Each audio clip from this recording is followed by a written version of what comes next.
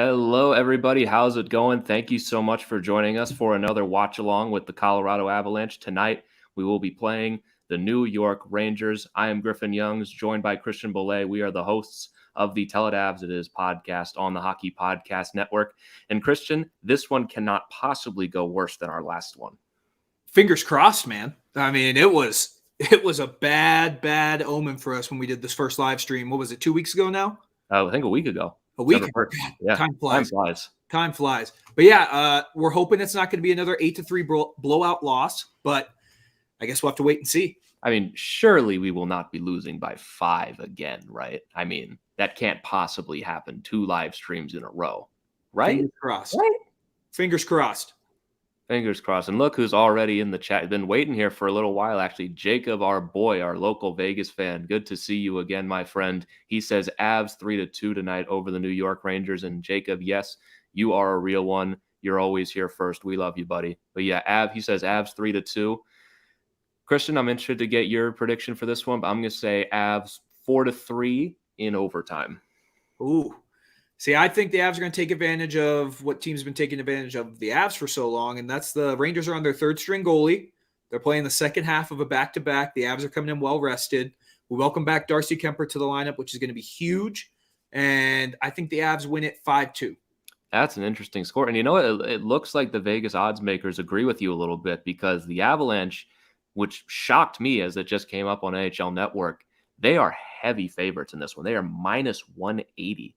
And that surprised me because while, yeah, all the Rangers, second half of back-to-back, playing their third-string goalie, still minus 180 against, where are they, the third best team in the NHL? I mean, favorites maybe, but that seems a little steep for me. It seems a little steep, but I think they're factoring in the fact that it is a third-string goaltender. I really do. And the Avs are basically as healthy as they can be, as we both knock on wood, because they got McKinnon back. They got the top line, which if you look at the flash score we got online right now, it looks like there's going to be a little line juggling. The Avs tweeted out that there is going to be some line movement, but I do think the Avs are going to win this game pretty easily. And like we talked on the podcast, the Avs need to beat a good team. They need to. Yeah, their best win this season is against the Tampa Bay Lightning and the Minnesota Wild. Tampa Bay game was in a shootout. I don't count those. And the Minnesota game was a very good performance against a team that, since we beat them, has lost 1 regulation game. So that win's aged quite well. But last month in November was a pretty easy month. And we got rocked by the Maple Leafs last week. We beat up on a weak Habs team and beat up on a Flyers team that is very down in the dirt right now. So I would be very happy to see us finally beat a true top 5 team in the league. I'd be ecstatic. That Flyers game was definitely interesting. It was a lot closer than I thought it should have been, but that's what happens when you have a 4-string goalie in. And I really didn't think Justus Annunen played that bad Monday. Was it Monday night? Yeah, Monday night against the Flyers. He had a rough first period, but he did bounce back, and I thought he made a couple big saves Monday. So we get our first-string goalie back, and I think this is going to be a big win for the Avs. And I certainly hope so. And we can talk a little bit about that line juggling that you were talking about. So what you're seeing on the screen right now is not up to date right now. Logan O'Connor will be replacing Mikko Rantanen on the top line with Nathan McKinnon and Gabe Landeskog. Rantanen will be playing with Val Nichushkin and Nazem Kadri, which I kind of like. And Burakovsky getting bumped down to the third line with Darren Helm and Alex Newhook, which it's hard to argue the merits all that much with Burke. He's been interesting these last couple of games. And fourth line. You got Jacob McDonald plugging in there. I don't know why they're not putting McDermott as a forward and keeping McDonald on defense. Makes no sense to me. I've stopped trying to understand it. And speaking of Curtis McDermott, top 4 defense looks great. You know, you got Devon Toews, Cale Makar, Eric Johnson, Sam Girard. And we have my favorite defensive pairing of all time of Jack Johnson and Curtis McDermott. Now, I said before the season that if there is a game that Jack Johnson and Curtis McDermott start on the same pairing, I will not be watching. Lo and behold, as fate would have it, we scheduled this watch along for today before lines come out. And now I've kind of backed myself into a corner here. Yeah, you've definitely backed yourself into a corner here because your worst nightmare is coming true, my friend.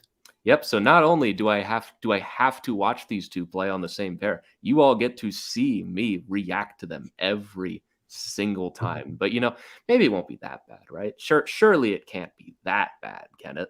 I don't know, man. I really don't know. But we'll have to see because, yeah, Curtis McDermott, he hasn't done anything that's maybe want to punch a wall lately, but he hasn't done anything that's maybe be like, okay, he deserves to stay in the lineup. That turnover against the Flyers on Monday for Giroux's first goal was kind of brutal. I will Yeah, say that.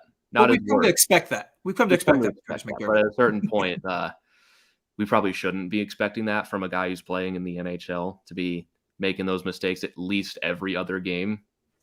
It's tough. Yeah, real tough.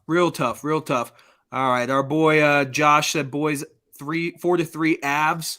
I like that prediction. That's I pretty close agree to with what you that said. one. That's about what you said.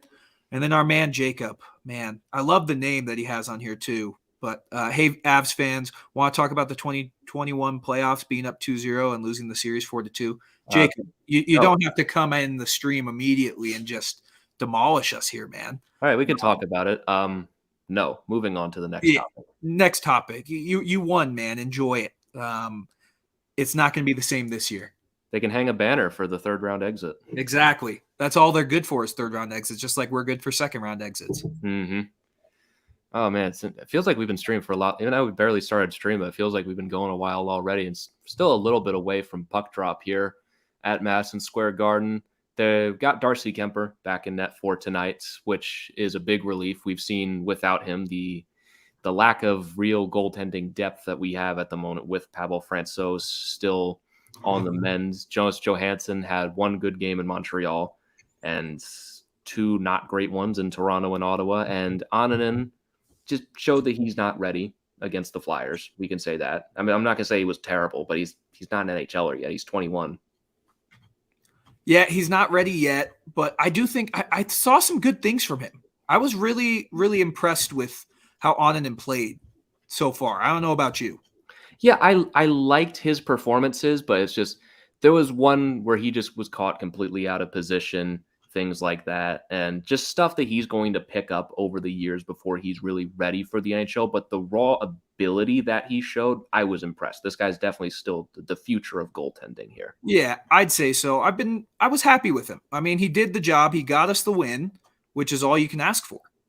Yeah. I mean, he held the fort. It wasn't pretty at certain times. We had the highest scoring first period in the entire league this year, 4-3 Avs after 20 minutes. And we want to talk about the Avalanche's goaltending. The Flyers' goaltending is gone down the drain as late. Started well, but Carter Hart and Martin Jones have not been good. Martin Jones put up a performance against the Avs on Monday. Is that what we're going to call it, a performance? It definitely was. It doesn't mean it was good. Circuses are performances too. I guess. But yeah, he's not good. He's not good, Martin Jones. And we knew he wasn't good. The Flyers just aren't good. Yeah, and I feel bad for the Flyers because Flyers fans are actually not the worst. But okay. I'll let you handle that one. The Flyers fans are from Philly, and if the Flyers started being really good again, we would all hate them again. But it's the fact that they're kind of down right now that we're giving them a break. We're giving them a little bit of a break. I've dealt with some Flyer fans face to face.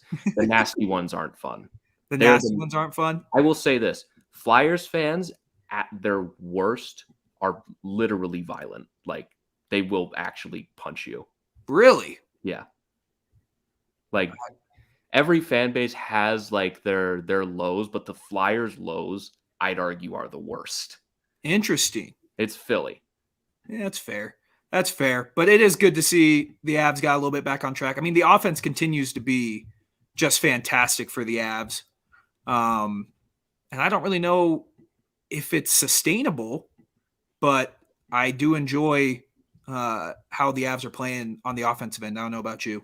I mean, how can you even complain about how they've played as of late? Even in that terrible game against the Leafs, we still put 3 past Jack Campbell. We put up 4 against the Habs. Even in the loss to Ottawa, we put up 5 and then 7 against the Flyers. And you scroll back to last month, we had multiple games. We had 3 separate games where we scored 7 goals, 2 more where we scored 6, and then a 4 and a 5. It's been the best offense in the league over the last month and a half. It's not even a debate.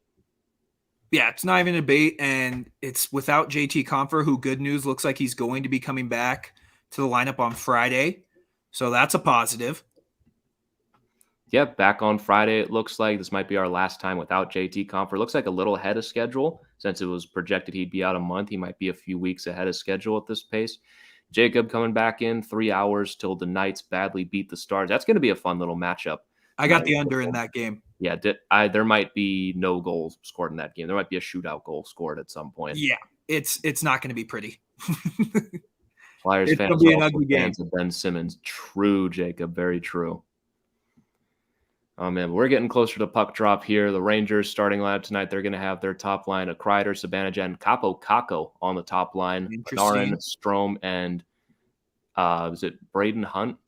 I'm not sure what his first name is. Alexis Lafreniere, Philip Hedel, Frederick Gauthier, Kevin Rooney, Barclay Goodrow, and Ryan Reeves, our old friend, coming back to play us again tonight on the fourth line for the New York Rangers.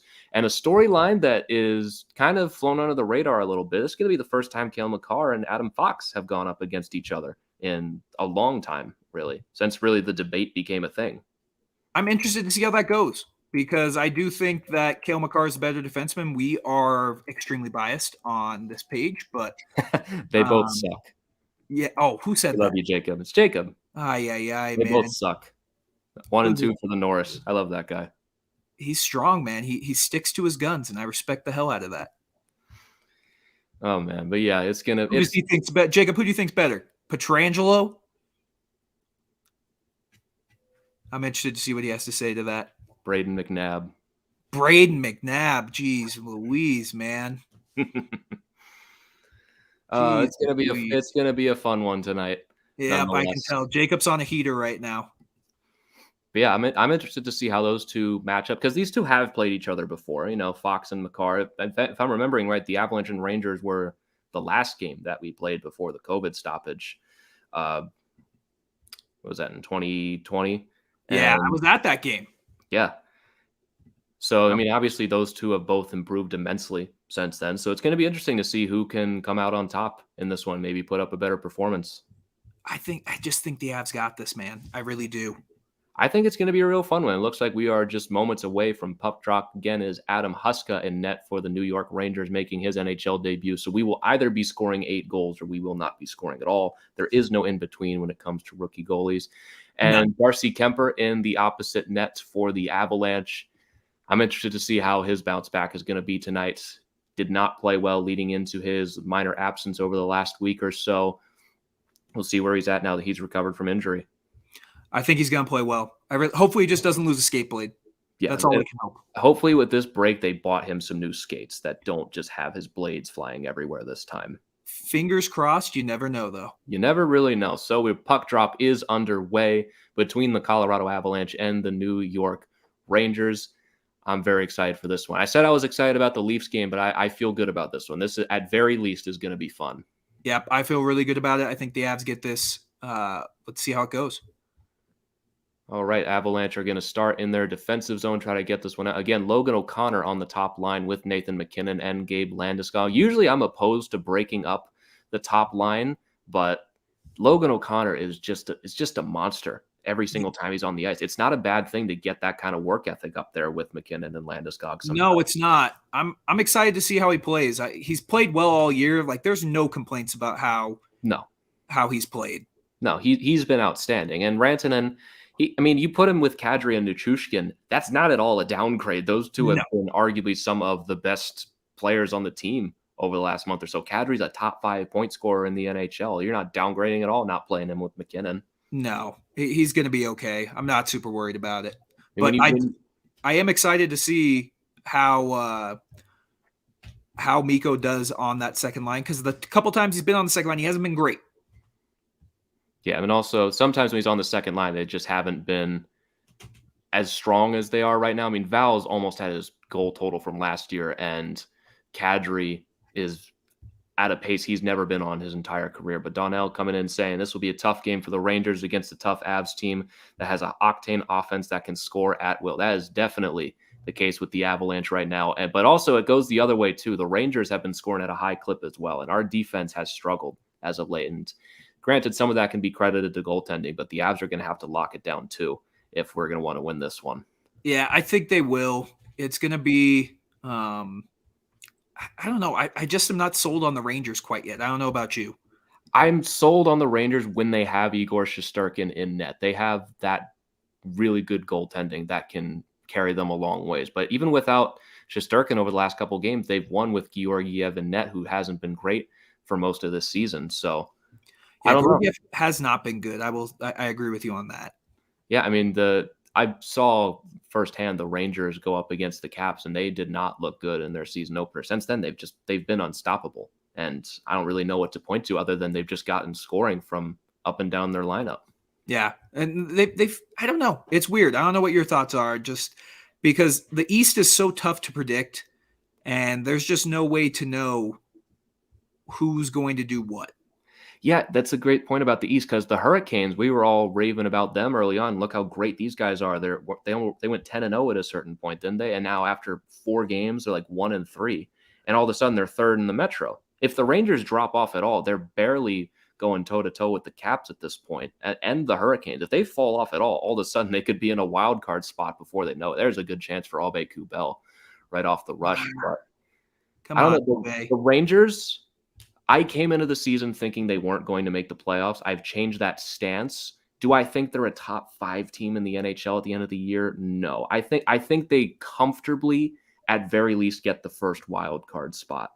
Interesting. Okay. Because I still think the Penguins are going to get that 3rd spot. I think the Hurricanes and the Capitals are going to make that top 3. And I think the Penguins, once they get healthy and acclimated and everything, they've still shown that they're a real good team. And the Rangers, real good right now, but I still feel like there's a little bit of a bubble that's going to burst. But they've played so well to begin with that it just might not matter. Interesting. I don't know. I'm not quite sold on just the East. We know who the good teams are: the Panthers, the Maple Leafs, the Lightning, and I'm forgetting one. The Capitals. Sorry. Hurricanes, Capitals. I mean, there's a lot of good teams in the East. I mean, the Bruins are outside looking in right now, and they're still a very good team. Yeah, but it's going to be an interesting one with Vancouver tonight. Yeah, I think that's going to be a real interesting one as well. Let's catch up on some of these comments. Okay. You want to guess what Jacob said? Knights are the best team in the NHL. No way. Anna earlier saying Rangers. She's on the Rangers side for tonight and saying hello. And Jacob saying Knights have never missed the playoffs. Technically true. We'll see if that's the case in a couple years. Donnell asking us, do you guys think your Avalanche will still win the Cup this season, even though they are favorites to win the whole thing? I still think we will. And there's a goal for the Avalanche. Woo! Rantanen snipes it past, and it is 1-0 Colorado. 15:49 left to go in the first period. What a shot for Mikko Rantanen on that second line, beating the rookie goalie, beating Adam Huska. And the Avalanche jump out to an early 1-0 lead. Christian, first time with a lead on the live stream. This is already going better. Wait, can it get much better than this? I don't know if it can, honestly. It can get a little better than this, I would say. But Nazem Kadri sets up Rantanen at the blue line, and that's not a good goal for a rookie goalie to give up right there. No. Rantanen put it right into his pad, bounced off the inside of his pad, through the inside of his forearm, and into the net. We'll take it, but that's not a pretty goal to give up early on. That'll not a good goal at all. Not a good goal at all, but we'll take it, man. I'm no complaints here. Nope, no complaints whatsoever. So we got an early 1-0 lead over the Rangers. We were talking about Mikko Rantanen and how he doesn't always do great on the second line. Kadri sets him up, and he buries it. You love to see it. Love to see it, man. Let's go, baby. Where's Jacob at now? Jacob's saying we won't win a cup for at least 5 years. We'll see if you feel that way at the end of the year, buddy. Ooh, okay. Okay, Jacob. Say we'll have a couple in 5 years. Wow, that is a bold prediction, Jacob. Donnell's saying Islanders finally end their winless streak last night against the Senators. Will this win get them going? It's got to have to. I mean, they don't have a choice. They're so far back of the playoffs right now. Even if they get hot and play well for the rest of the season, they might struggle to get into the wild card. They're not going to get into the top 3 in the Metro at this rate. It's just simply too late. I don't know. We'll see. I will never doubt Barry Trotz. I won't either. And I'm not even saying they won't make the playoffs, but right now I think that Detroit still somehow has that second wild card spot, and they are 12 points behind them. They have 5 games in hand, not insurmountable. But when you look at the top 3 in the Metro, they are, let's see, 18 points behind the Hurricanes with only about 3 games in hand. That's a tough margin to make up. So I'm not counting them out for a wild card spot. All the Islanders have to do is get in. We know that with them. They don't need that top 3 spot. No, I mean, they've proven it over the years. Yeah, they've proven it over the last 3 years. All they need to do is get in. And I'm not doubting that they can't get in, but they have certainly dug themselves a hole. I mean, 11 games in a row, and you only get points in 3 of them. Oh, with McKinnon almost with a chance there on a rebound. And look at Logan O'Connor chasing that puck down in the corner. Almost another chance for the Avalanche. Devon Tays' shot gets saved. Man, we are rolling so far. And Logan O'Connor is fitting in perfectly on that top line. His energy is just unmatched. It really is. I mean, no one on this team skates harder. I've barely seen players in the NHL who skate harder than Logan O'Connor. That guy skates like his life is on the line. Oh, he's ridiculous. But hey, still, man, we got to go back to the point. We're winning on a live stream. We're winning on a live stream. The closest we ever came was when it was 3-2 against the Leafs, and then all of a sudden it was like 8-2. It was over quick. It was over real quick. But yeah, we got a lead so far. This is brand new, uncharted territory. We don't know how to act with this, folks. I know the Avs win a lot, but we're 0 for 1 on live streams, and we weren't 0 for 1 by a little. We're 0 for 1 by a lot. Yeah, we're still a -4 for goals in terms of live stream at this point. We still got a lot of ground to make up. Hopefully it gets changed tonight. Here's hoping, man. Still a lot of time left to go in this one. I mean, we talked about the goal a little bit, but that's not a pretty goal for Huska to give up in his NHL debut. That's a shot that ricochets off his pad and through him and into the net. It's not pretty. No, not pretty, but that's kind of what you expect to have your third goaltender. I mean, we've come to expect that with JoJo, sadly, but what are you going to do? Yeah, I mean, they don't really have a choice. Georgiev played last night in Chicago, which I think is an interesting choice. He put Georgiev against a Blackhawks team that just isn't as potent offensively as the Avalanche, and he put the rookie goalie in for his first ever game against the Avalanche. I mean, not to toot our own horn here, but that's a tough matchup for a rookie goalie. We were saying that for Ananen and JoJo when they went up against the Leafs, but this is a real tough matchup for Huska. Yeah, and I'm interested to see how when the Avs match back up with the Maple Leafs. I know Maple Leafs fans have been all just hyped about the fact that they crushed the Avs, but they crushed the Avs with their third goalie. Let's see you do it with Kemper and net. Yeah, I'm really looking forward to that rematch on, I think it's a month from today even. Yep. Yeah, the Avalanche's bottom 6 is making a push now. You got Jacob McDonald playing up there a little bit, and we're controlling the puck here in the offensive zone. The Rangers have not had a lot to work with early on. You got Burakovsky, Helm, and Newhook playing real hard to begin this game.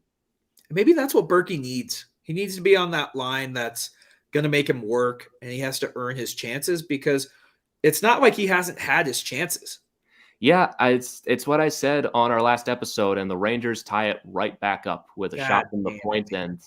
Unless I'm mistaken, that is Adam Fox. Or no, that is Jacob Trouba. Number 8. Shouldn't he be suspended, man? Why is Jacob Trouba in this game? Yeah, I think that's a real question. He sent Jujhar Khaira to the hospital last night with a headshot. They didn't even fine him. They gave him nothing.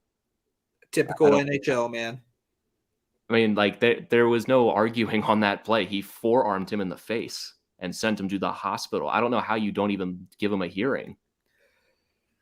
Because the NHL makes no sense, man. I mean, we saw it earlier with the Sam Girard getting absolutely just murdered by Steven Stamkos in the corner. And then the game before that when he was murdered by, was it Marchman of the Panthers?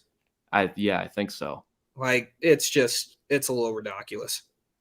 I don't get why he's playing in this game. I mean, you would think that, I just assumed he wasn't playing. I assumed I just didn't see something from player safety. We all know player safety is a big joke, man. Yeah.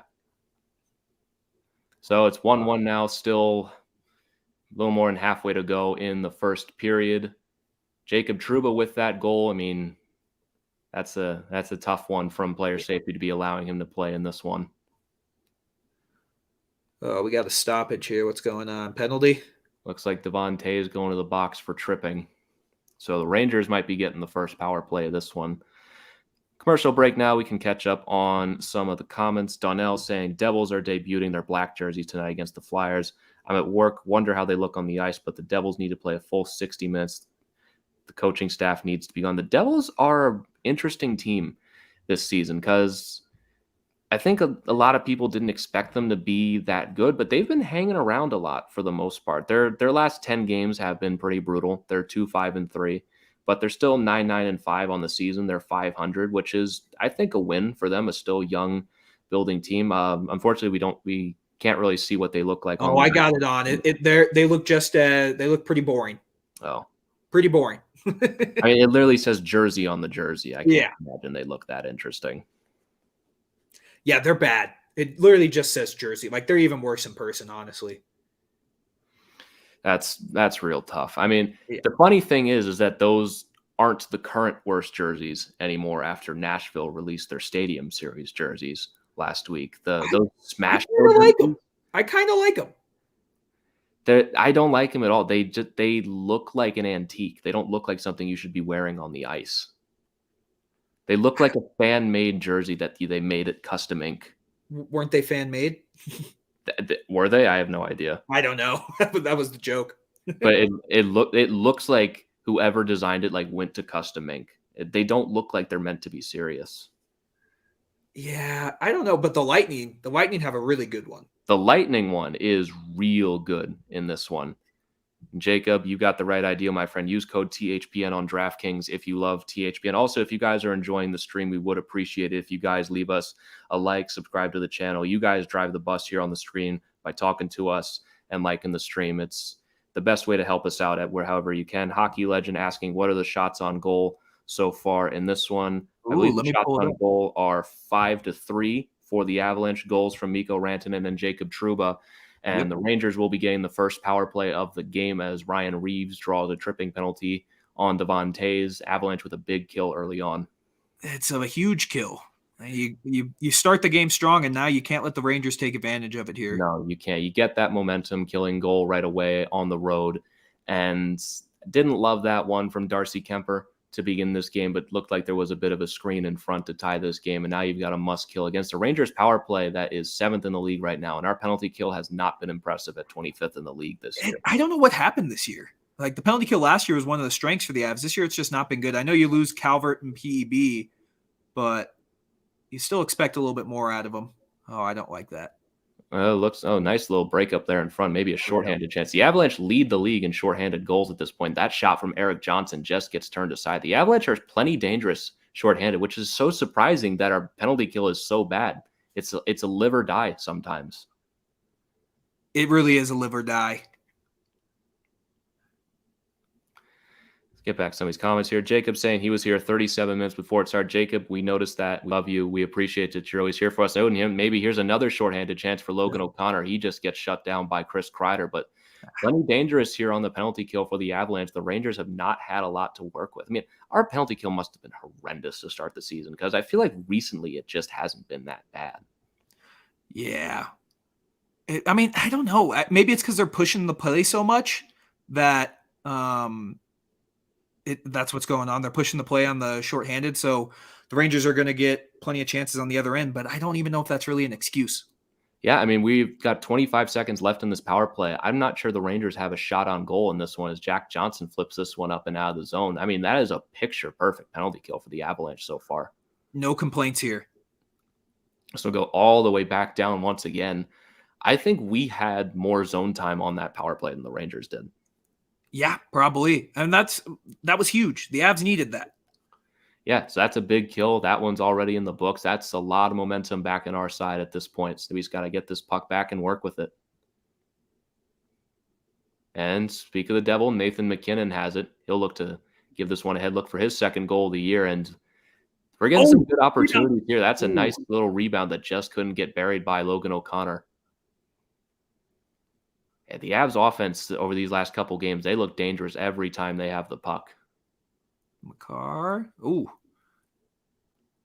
I just love – I know McKinnon hasn't scored a lot, but he's affecting the game in a very positive way.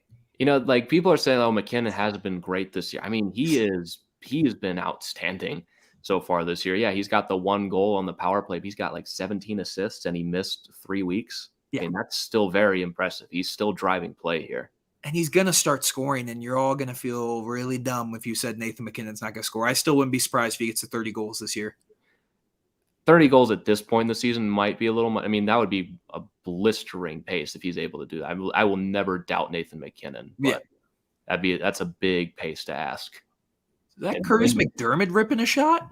I think that was Landeskog. Was that Landy? I thought it was Curtis McDermott ripping a shot. I was a little going to be shocked. I mean, that's pretty much an automatic win at this point. If Curtis McDermott's shooting. There's a shot from Jacob McDonald that almost gets through. And looks like the Avalanche have drawn a penalty here, and we will be going to the power play. There we go. Got this puck. That shot from Makar gets turned aside. Now the Avalanche will get an opportunity on the power play to take the lead. We've got a little break here. Let's look at some of these comments. Donnell saying the Lightning Stadium Series jerseys is okay, average. Like, how did they put the word Bolts on the front since their third Bolts jersey, since they had a blue jersey and a black jersey that both says Bolts? Honestly, I would disagree with that. I think it's a pretty sleek jersey. It's pretty sleek, but it's still, I just like how it looks like a lightning bolt. Yeah, it just looks it's going to look real nice on the ice. I know that much. Oh, for sure. Real nice. And it's going to be fun. Yeah, and also if you guys this game is on NHL Network tonight, and it will not be on ESPN Plus. So, yeah, trust me, that's what I had the fun of trying to find a way to watch the game tonight here in Colorado because they black it out here. I'm sure as Avs fans know, it has been rough to watch the Avs past 2 years. So we're having to go by any means necessary to watch games. Yeah, and so if you're outside of Colorado, you can watch it on NHL Network. If you're in Colorado trying to watch this game, sorry. Yeah, sorry. It sucks to suck for us. Yeah, it's I hate that they do this all the time. Local blackouts and everything like that. It's a mess. It is a big time mess, but it's just the way kind of hockey is and kind of broadcasting rights are. I never understood the blackout, but it's just the way it is, man. I mean, you would think that you would want the people in that market to be watching the game. Like, you would think that. You would think that you would get more business if you let the people in the market actually watch the game. You would think. But here we go. We're back to action here. They're showing a stat of Cale Makar versus Adam Fox. Very eerily similar players. Adam Fox has about 29 more games than Cale Makar, and Cale Makar's tied in points with him. So take that for as it is. For all your conclusions, however you like. Bob Ross joining us saying, let's go Rangers. It's okay, Bob. We appreciate you joining the stream. Yeah. Hockey legends like me saying watching on MSG tonight because I have to watch on NHL Network, so I am not getting altitude, unfortunately. Russ saying, pissed on ESPN Plus Rangers fans, but I found you guys. Good work so far. Enjoying it. Bob, thank you so much for coming out and enjoying this game with us so far as the Avalanche start off their power play now, already going much better than the Rangers one so far at this point as Makar controls this one at the point. Oh, they switched MacKinnon. There we go. Oh, this is some pretty puck moving right away. That Makar shot gets blocked up and out of the zone. 2-on-1 for the Rangers unless MacKinnon can scramble back. That one gets turned aside by Kemper, but a nice shorthanded opportunity. Big save from the New York Rangers. Big save on Kevin Rooney. But the Avalanche puck movement looked real good there, but that's not a great shot from Cale Makar from the point, honestly. No, but he's so good at getting them through that I kind of live with that. I mean, I might have a little bit of post-traumatic stress after Game 5 against Vegas last year, watching Ryan Graves take those horrific shots from the point.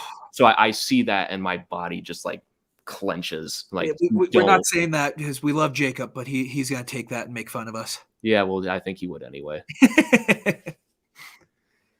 So the Avalanche have this face-off in their own zone, looking to slingshot their way in, and they get it in pretty easily with Rantanen and Landeskog trying to free this puck up along the boards. I mean, one of the big things about the Rangers that's led to their improvement is their defense has gotten much better this season. Last year, their defense was a turnstile, and granted, their goaltending has helped them out a lot, but oh boy, a big turnover, a 2-on-0 for the Rangers. That one's turned aside by Kemper. They still got it. Darcy And the second try turned aside by Kemper again. What a sequence from Wow. Kemper to keep that puck out of the net. What was that turnover? I don't know, but again. no, see, that's what we were talking about on the pod. There's a couple of times where if Darcy Kemper's playing in some of those losses against the Senators, the Avs win that game easily because of saves like that. Nathan McKinnon turning that puck over to Barclay Goodrow. That is not a good turnover. And Goodrow feeds Kevin Rooney for a one-timer, turned aside by the pad of Darcy Kemper. And the second opportunity from Goodrow on the other side gets turned aside. That's a real momentum saver from Darcy Kemper. It is wonderful to have him back. No offense to JoJo and Ananen, but that puck's in the net. 100%. 100%. And that's why Darcy Kemper is Darcy Kemper. All right. So far in this game, it seems like the meta is to not have a power play because I don't think we've had a real opportunity on the power play so far. There's a shot from Burakovsky that goes wide. That puck's still loose, but the best scoring chances from this game outside of the actual goals have seemed to come shorthanded. Yeah. Shorthanded's been the way to go. Oh, there's another chance for Burakovsky. He shoots it right into the chest of Huska, and that power play is over. And Tay's able to beat Strome back to the puck to stop a breakaway getting out of the box. That was a good little feed from Berkey, but he's got to place that shot a little better. I mean, that's kind of been his problem all year is he's not hitting the net. Spots. I feel like he's got to be dealing with something because his accuracy has just gone down the drain this season. He may be, but he's one of the few Avalanche who, again, knock on wood, has played in every game this season. I feel like it's the kind of thing where it wouldn't keep him out of the game, but maybe it's just something that is bothering him enough that it's hurting his accuracy because that shot hasn't been there all year. No, it really hasn't. And hopefully he turns it around because we need Berkey to be Berkey. We talked about it on the pod just how much you need Berkey to be the guy. Yeah, like he's coming into the last year of his deal, and if he doesn't show up and start proving it, we're just going to have to move on at the end of the year. Let's go. Avs working the puck down deep in the corner here. Swing it back up to the top. EJ. Looks like we're changing up those pairs a little bit. It's not specifically just Curtis McDermott and Jack Johnson all night. Good for my sanity, at least. Yeah, just a little bit. Just a little bit. While we got a second here, make sure you all like and subscribe the video. Really helps us out. You guys drive the chat, so just let us know. Yeah, you guys are the ones that help push the stream and everything. Oh, good play by EJ. Just missed. This is a much more fun period than the Leafs game last week because this is actually competitive. We're not already down 3-0 at this point. Thank the Lord. All right, this is a good little defensive battle. Lots of shots getting blocked. Looks like we're reading lanes correctly. This is a fun little matchup. So far, so good. I still would. I mean, Darcy made up for giving up that softie on that 2-on-0, so I'm okay with it. Yeah, I mean, that's one of the best saves we've had this season so far. I mean, the Rangers, they're getting their fair share of opportunities as well. Fair share, but the Avs are doing a decent job. Yeah, defensively, we look much stronger than we did against both the Leafs and the Senators and the Flyers even. Yeah, the Flyers was bad, especially considering you had a rookie goaltender. Yeah, we got Bob coming in saying, for us Rangers fan, Huska is a newbie. Give us some extra commentary on how he looks. I mean, the first goal he gave up wasn't pretty, but he's been settled down. He's settled down. I think the nerves of his first NHL start have calmed down a little bit. I mean, he's at a 900 right now. He's stopped 10 of 11 to this point. So he's had a pretty decent period. That first goal, again, that's one that just can't go in, but he's held the fort the rest of the way. We got about 4:12 to go in the first period here as the Rangers try to make another push. That one does not get through to Kemper on the rush from, I believe, Alexis Lafreniere. There's another one into the chest of Darcy Kemper from Kevin Rooney, and he will cover for the whistle. Johnny coming in saying, what is your biggest surprise in NHL standings this year? For me, the Rangers close to the top and the Islanders at the bottom. Honestly, I think I would have to agree with that, and doubly so on the Islanders. I mean, they won their first game in 11 tries for the first time last night. They are 6-10-5. They are the fourth worst team in the NHL so far this season. For me, I got to think, man. I got to think about that. I mean, I feel like when you look at the top of the league, there's nothing that truly stuns me. I mean, the easy answer, I think, is the Rangers or the Ducks. But the Rangers always had this potential to be really good. The Ducks still sticking around in ninth place still feels kind of surprising to this point. If you sort by points per game, they don't look as impressive. But the fact that they're still hanging around means they have a shot for the playoffs. Yeah, I'd say for me, my biggest surprise is for a positive is the Flames. I did not expect the Flames to be this good. I never knew how to feel about the Flames. I felt just kind of done with them after a little while, especially after we beat the crap out of them in 2019 and they just kind of faded away. I was like, yeah, these guys are done. They should just kind of move on from the score. And they've had a real good bounce back so far this season. They've turned into one of the better defensive teams in the NHL with some great goaltending. Yeah, I mean, I did not expect. I think it's Villard. Is that their backup goalie? Yeah, Vladar. I mean, he had a rough night last night. But he had a rough night last night, but it's going to happen. But I thought I knew Markstrom was good. I didn't think he was this good. But the Flames definitely my biggest surprise. My biggest disappointment.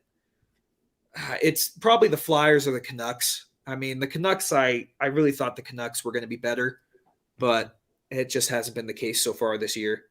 The thing about the Canucks is I can see it happening just because of how bad a job Jim Benning did over the last several years. I don't feel stunned by it. I feel like I have to go with the Island. I picked them to win the Metro, and they are so far in last place that they're going to have a real hard time digging themselves out of that hole. I mean, they might be scooting past the Flyers and the Devils over the next couple weeks or so, but to get into a playoff spot, they got a long road ahead of them. I never would have predicted that. They usually start the season hot and fade away towards the end. Yeah, it's been interesting. I don't know, man. The NHL has been kind of weird, but I don't know if you saw this stat that the Avs the past 4 seasons have started with the exact same record of 28 points through like this many games. I don't know if you saw that. If they were just showing that on the broadcast, I'm not getting the same one you are right now. No, it wasn't on the broadcast. I saw it on Twitter earlier today. That's honestly hilarious. So, I mean, if that's any indication, this Avalanche team is only going to get hotter and hotter as the season goes on, and we're not going to have a shortened season to slow us down this time. But again, we've talked on the podcast about it too, where as long as the Avs make it into the playoffs, I could care less. Yeah, I feel like I want home ice in the first round. I feel like that's my only. I don't really care if we win the division, but I don't see any reason to finish below second. I mean, the Stars are making a nice little push, but we should pull away from them pretty soon. We should. I mean, also the Stars are a thorn in our side. I mean, also the thing with the Avalanche is I feel like people haven't been impressed by us because we started the season poorly and just haven't had the amount of games to really make up for it. That's why it's taken so long for us, in points at least, to climb back up the standings. So I feel like the perception around the league, Zibanejad almost with a lucky bounce off the boards. I have to take a penalty there, but you got to take that penalty as well. Yeah, that was a very lucky bounce for the Rangers right off of the boards. Is it lucky or did they just know their home arena? I feel like you can't predict that sometimes. I have to see that replay again. Who is that? McDonald takes the penalty. You know what? I think that was planned all along. That looked way too calculated from Adam Fox he planned that 100%. That's a very smart heads-up play. There's a Zibanejad, and Kemper makes that save, and Jacob McDonald goes to the box. I'm not mad at him for that penalty at all. That's a good penalty to take. That's one of the times where you just go, okay, I'd rather take the penalty than give up a goal, because Mika Zibanejad would you say he's one of the more underrated players in the NHL? I'm going to say something that's controversial. I feel like Zibanejad's a little overrated. Interesting. I feel like Zibanejad gets a lot of love, and he doesn't always have the performances to back it up. I mean, he was real good towards the end of the unexpected COVID shortened season where he was at 41 goals. Last year, I feel like he was just okay. This year, he's got 4 goals and I think 20 points, respectable, but I feel like he kind of gets lumped into that like fringe star category, and I just don't think he's there. Not saying he's bad, but I feel like he gets a little more love than sometimes the stats back up. You think that's just because he's playing in New York? You think if he was playing in like a Vancouver or back in Ottawa, he'd be probably underrated? Yeah, I feel like it's the case. I mean, it's the Rangers. Everything they do is going to be magnified, and really good players are going to get put on a pedestal. Not that there's anything wrong with that, and not that I think Mika Zibanejad is bad. And there are times that he can absolutely take over a game, but I just don't feel like it happens that often to the point that he's a true star. Elite player for sure, and definitely a top-line center, but I don't feel like he should be lumped in with like a top 20 in the league, if you know what I mean. Yeah, that's fair. I mean, they're showing a stat right now about Chris Kreider having a He's been crazy hot. good year. He's He's been been hot. really good.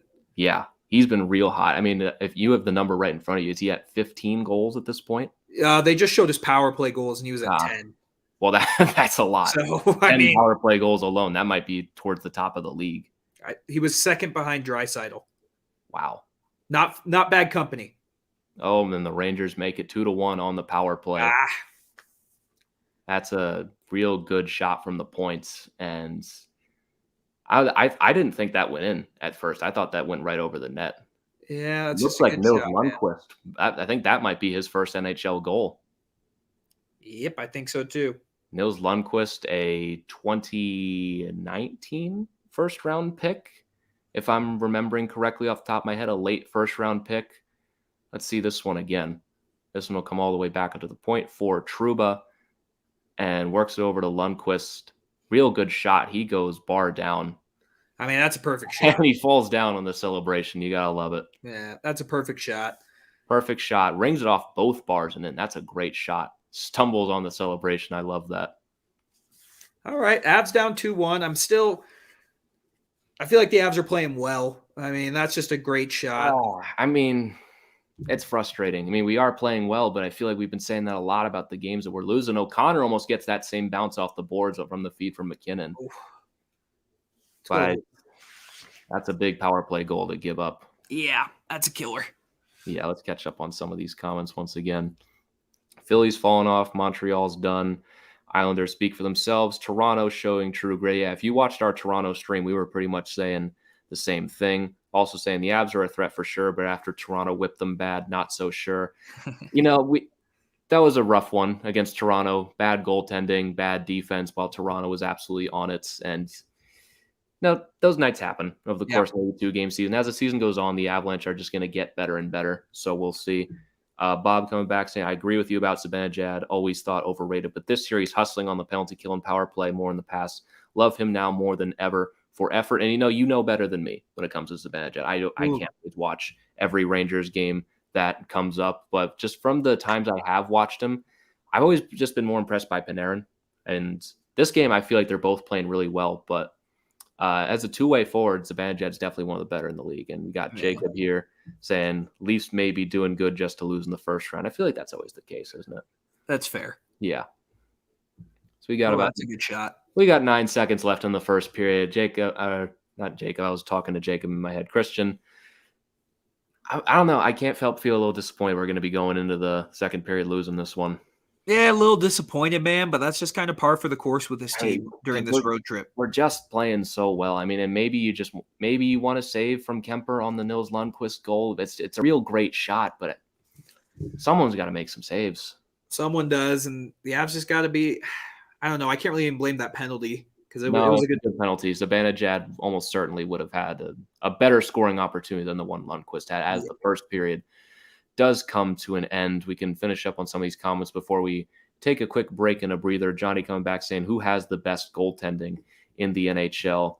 I feel like when healthy, it might be the Rangers. I mean, Igor Shesterkin is just on another planet right now with his goaltending, and he's hurt at the moment, but the Rangers have been playing well enough that they just haven't been able to feel it. Christian, I'd say Flames. Flames. Yeah, that's a good answer too. I mean, Markstrom is leading the league in shutouts, I believe. And Vladar, even though he had a bit of a rough night last night, is still playing really well. You've also got Jack Campbell in Toronto, who's done real well. I mean, Jake Ottinger in Dallas is a 951. That's not bad. Did you see Ben Bishop's down in the minors? I did. He's on a conditioning stint. I'm very fascinated to see what the Stars are going to do with their goaltending tandem. You have four good goalies.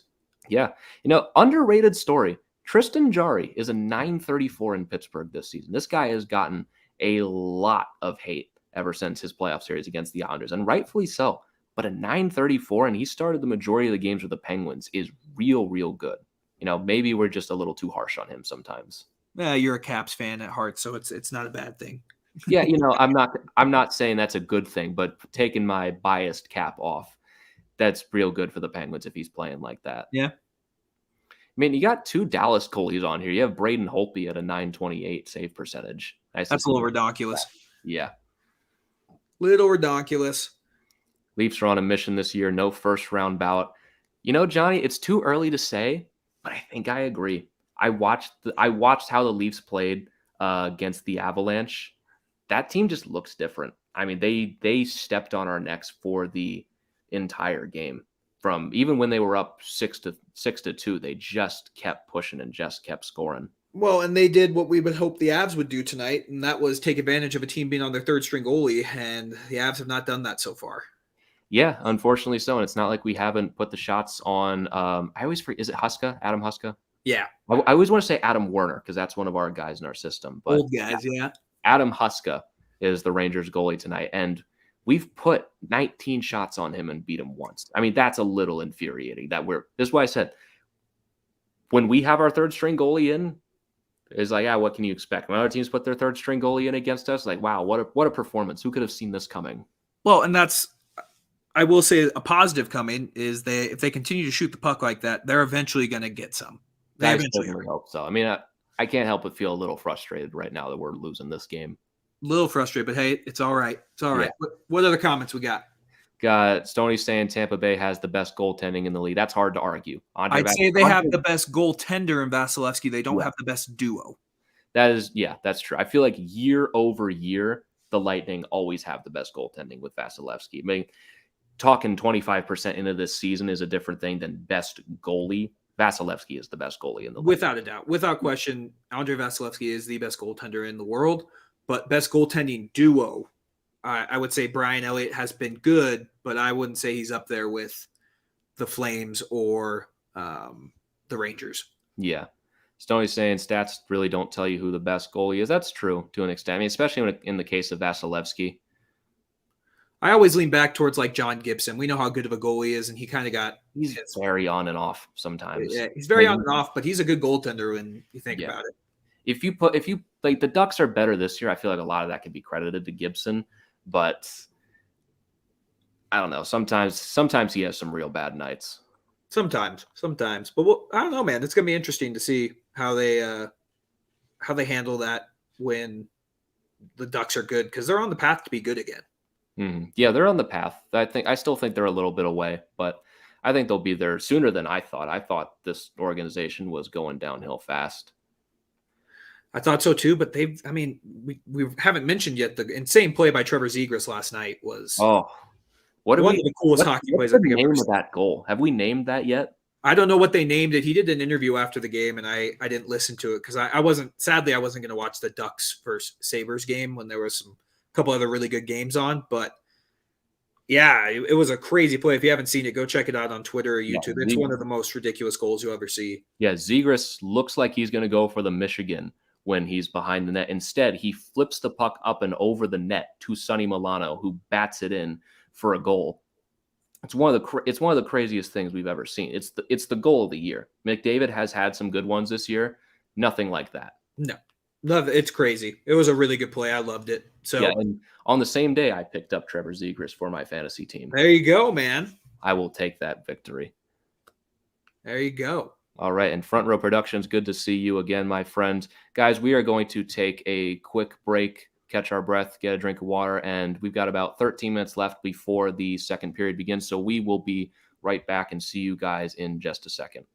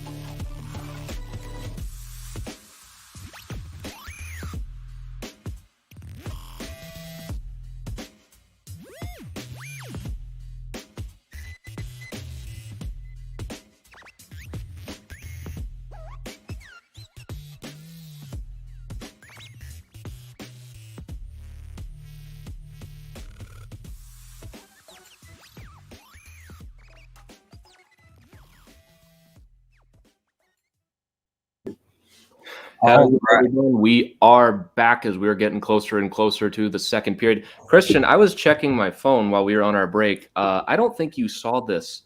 We're going to talk about the Arizona Coyotes real quick Okay, let's hear it.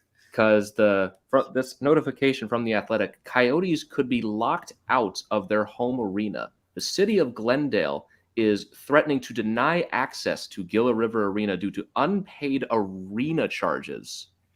This is happening right now. I have not read into the story, but the Coyotes fiasco continues. I feel so bad for Yotes fans. They don't deserve this. You're joking, right? Like that's not real. This happened 34 minutes ago, and none other than Katie Strang, who's been all over the Coyotes over the last year. Her stuff on them has been excellent. But looking at some of the stuff from the Athletic, it's why I said City of Glendale is threatening to lock the Arizona Coyotes out of Gila Arena due to delinquent tax bills and unpaid arena charges.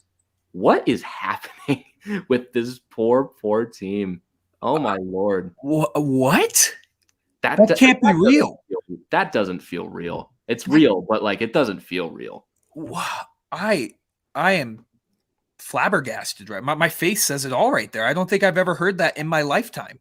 I just want to find out like how soon this will be. All right, so the Coyotes, according to the notice sent to AZM and to the team, will have until 5 p.m. Mountain Time on December 20th to pay the outstanding arena invoices from the 2020-21 season, as well as the outstanding tax bill. If they do not settle up the remaining debt by that time, the city of Glendale has instructed ASM to deny team employees access to the arena and offices within the arena used as administrative space. Arena vendors will also be locked out. We are 12 days away from the Arizona Coyotes potentially being locked out of their own arena. That's so sad. What is going on, man? I feel bad for laughing. That's just how I react to stuff like that. What? But wow, that is crazy. What that is so crazy? There's no way that's real, man. That feels like a parody. That feels like a Mr. Booth tweet. Like, oh, the Coyotes are getting locked out of their arena. Haha, yuck, yuck. Oh my, that's so funny. That's not funny, but it's kind of funny. Oh my! I mean, there's not like there's many fans going to Hilly Arena. I went there last year to watch the Avs play, and it was it. I mean, it's not a bad arena to watch a game at. From what the Coyotes. If you guys listen to my episodes over the summer with the Tell It Avs It Is podcast, I interviewed the guys over at the Sporty with Corey and Richie podcast. They cover the Arizona Coyotes, and they gave me a very insightful and educational insight on what's going on with the Coyotes and how they're going to move this arena over to Tempe, but they're going to have to deal with a season of pain, with the team being terrible and finding a temporary home. But Christian, I think over the next couple of days, we might have to get them back on and ask them what's happening. How is this real? Who's their owner? It's a relatively newer guy. I forget his name right off the top of my head, but they've had their problems. I mean, Katie Strang has written an article in the past, I think, while we were waiting for the bubble playoffs about how toxic that culture is. And I remember they drafted Mitchell Miller? I think what was his name? It was Mitchell something. Oh, the one. Yeah, I remember who you're talking about. The one who had some off the ice issues. Yeah, which putting it very mildly, but they had to renounce the draft pick and everything, and that was after they got fined their draft picks for illegally testing prospects. Oh, this poor team. Poor Coyotes fans. They're the real Coyotes fans are the real losers here. It's so tragic. I feel so bad for them, man. That is so sad. Speaking of fans, we've been kind of neglecting some of the comments here since we've taken our break. Stoney's saying, haven't heard anything like that since the USFL folded. It's crazy, crazy stuff. Front row saying, you got to pay your bills. You would think that an NHL franchise would pay their bills. Like this isn't rent. This isn't like, oh, I'm not paying my rent this month. Evict me. This is an NHL team. An NHL hockey team can't pay their bills. Yeah. Isha, hey boys, great stream. Good to see you again, buddy. Hope you're enjoying your travel right now. Stoney's saying, how? Beats me. I'm asking the same thing. I am flabbergasted by that. Trying to move the team. I mean, Coyotes fans don't deserve that. They are I know people are like, oh, Coyotes don't have fans. They have a very, very loyal fan base. I've spoken to them on numerous occasions. They're actually a bunch of great fans. But at a certain point, when is there smoke to this fire? I mean, how many times do we have to have these conversations before you do move to Houston or Kansas City or Quebec or something, or like Johnny says, like to Halifax? Like, Halifax would be cool. yeah. Like at a certain point, you just got to fix some stuff. We're catching up on some of these comments. This City Life saying, also saw your comment from earlier. Good to see you again, brother. Love how Mr. Booth is even known by you guys. I am more in on hockey Twitter than you guys think. I know all the little circles. Trust me. I got fooled by him. I'm not gonna lie. I got fooled by him. I'm fine tuned some of that stuff, so I knew when it was Mr. Booth. But I love how when they actually suspended Jason Spezza, I checked to make sure it wasn't Mr. Booth. Yeah. He's trolled us so hard that's what we have to do now. We love that guy. Front row saying, why aren't they playing in Phoenix anyway? You'd have to go over to the Sporty with Corey and Richie podcast to get your answers on some of that. Also, great show on the Hockey Podcast Network, by the way. Highly recommend you guys go and check them out for all your Coyote stuff. They're one of our best shows. See, Glendale's technically in Phoenix. Very true. And see, in most sports arenas, they keep an ice rink under portable flooring, even under the basketball courts. Very true. Andrew's saying that team's so bad anyways. We'll see how that rebuild goes.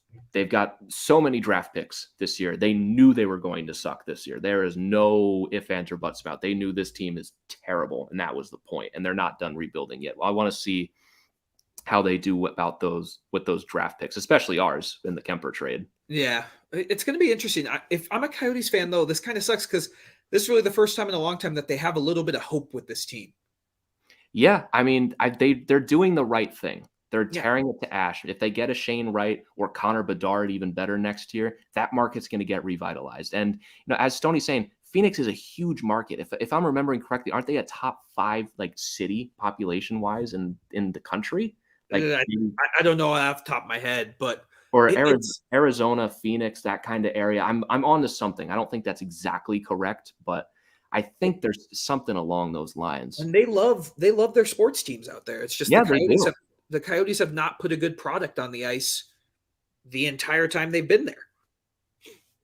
Yeah, the Coyotes have just been such a poorly run franchise for so long that at a certain point people stop going, and you have situations like these. The ultimate cure to this is to win games.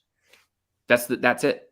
If you win games, people will show up to your games. I mean, the Avs even struggled a little bit with attendance when they were going through their rough patch. But you put a good product out there, people come and watch. Yeah, it's that simple. If you win games, people want to go out and see you. And the thing about the Coyotes that I found so tragic was they were actually not bad during the COVID year. They went when the year they got in Taylor Hall and such, and they finally made the playoffs, and nobody could go because it was in Canada. I thought that was so sad. I feel bad for them because they have gone for it a couple times, and you got to give them credit. They have gone for it. Just hasn't worked. But I am interested. Do you think they throw the bag at Austin Matthews here in a couple of years? I think they're going to try. It's just I don't think Austin Matthews is that nostalgic. I mean, you would have to throw a lot of money. I think they may throw. Would you be surprised if they threw like 14, 15 million at him? I think they would throw like 16 at him. Yeah, they're going to have the cap space. I mean, but the thing is, you're talking about going from Toronto, the second richest team behind the New York Rangers, and the team with just the playoff failures aside, that team has the most resources, period.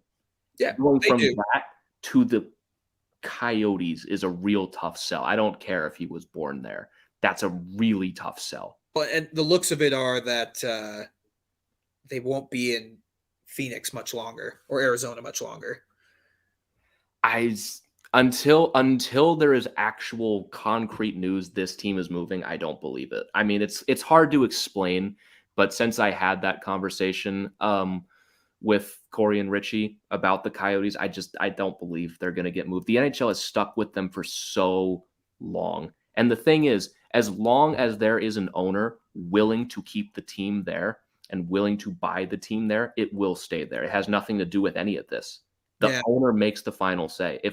If there are no more owners willing to buy this team and keep them in Arizona, then they'll move. It's what happened with Atlanta. No one wanted to keep that team there, and the only owners that were willing to take that franchise were the guys in Winnipeg. That's the only reason they moved, not because of any other external factors. If there were owners willing to keep that team in Atlanta, they would have stayed. It's the same thing with Arizona. And maybe that happens one day, but until then, they are staying.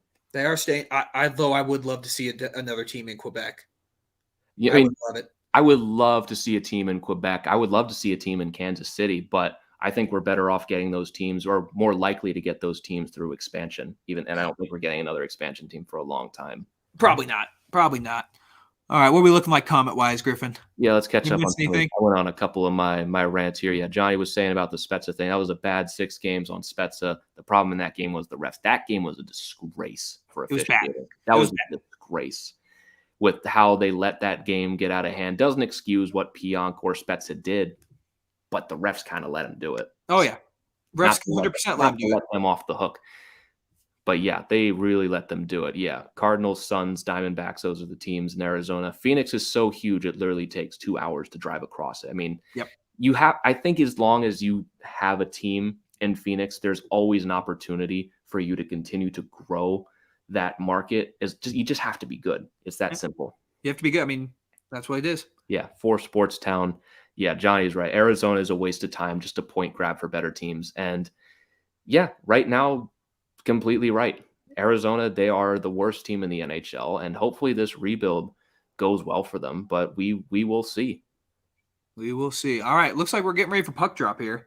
Yeah, is this just me, or is this intermission taking a real long time? It felt like a long time. It felt like we've been here for like half an hour. Yeah, man. All right, so we're ready to come back for the second period. Now, cap is not going to go up for 5 years. They won't be able to build around him. Actually, I think the cap for the next 3 or 4 years is going to go up by 1 million each year. Not a lot, but I think around maybe 5 years or so, then we'll start to see some of those cap increases again. I certainly hope so, at least. A flat cap is bad for the league, just flat out right. All right, so we are back for the second period now. The Avalanche trailing 2-1 to the New York Rangers. Avalanche outshooting them 20-9 at this point. And this is, I forget his name, Adam Huska. Adam Huska, you've nailed it, man. You've nailed it every time. Yeah. I nail it every time, but I always want to say Adam Warner. It's on the tip of my tongue every time. It's Adam Warner. Adam Warner, Avalanche legend for that game against Winnipeg a couple of years ago. Adam Warner, we love that guy. But Adam Huska is playing real well to this point. He stopped 19 of 20 to this point. It's his NHL debut. You can't ask for much more from the Rangers' perspective. Not much, but the Avs, they look better to start the first minute of this period. They're cycling the puck again, which is what they were doing in the first period. And as I say that, Mikko turns the puck over. Yeah. I was waiting for you to – I wasn't going to interrupt you. I was going to wait for you to get to that point. Like, oh, that's going to cut him off mid-sentence. That's so unfortunate. All right, but we got some control of this puck to start this period. Ooh, Kadri takes a little tumble into the boards. Looks like he's all right. But I like having Rantanen down on that second line a little bit. I mean, O'Connor, if that works on the first line, that might just be a thing that we do from here on. I mean, it's not a bad thing to spread. I don't know if it's going to be O'Connor. I think it may be Comfer.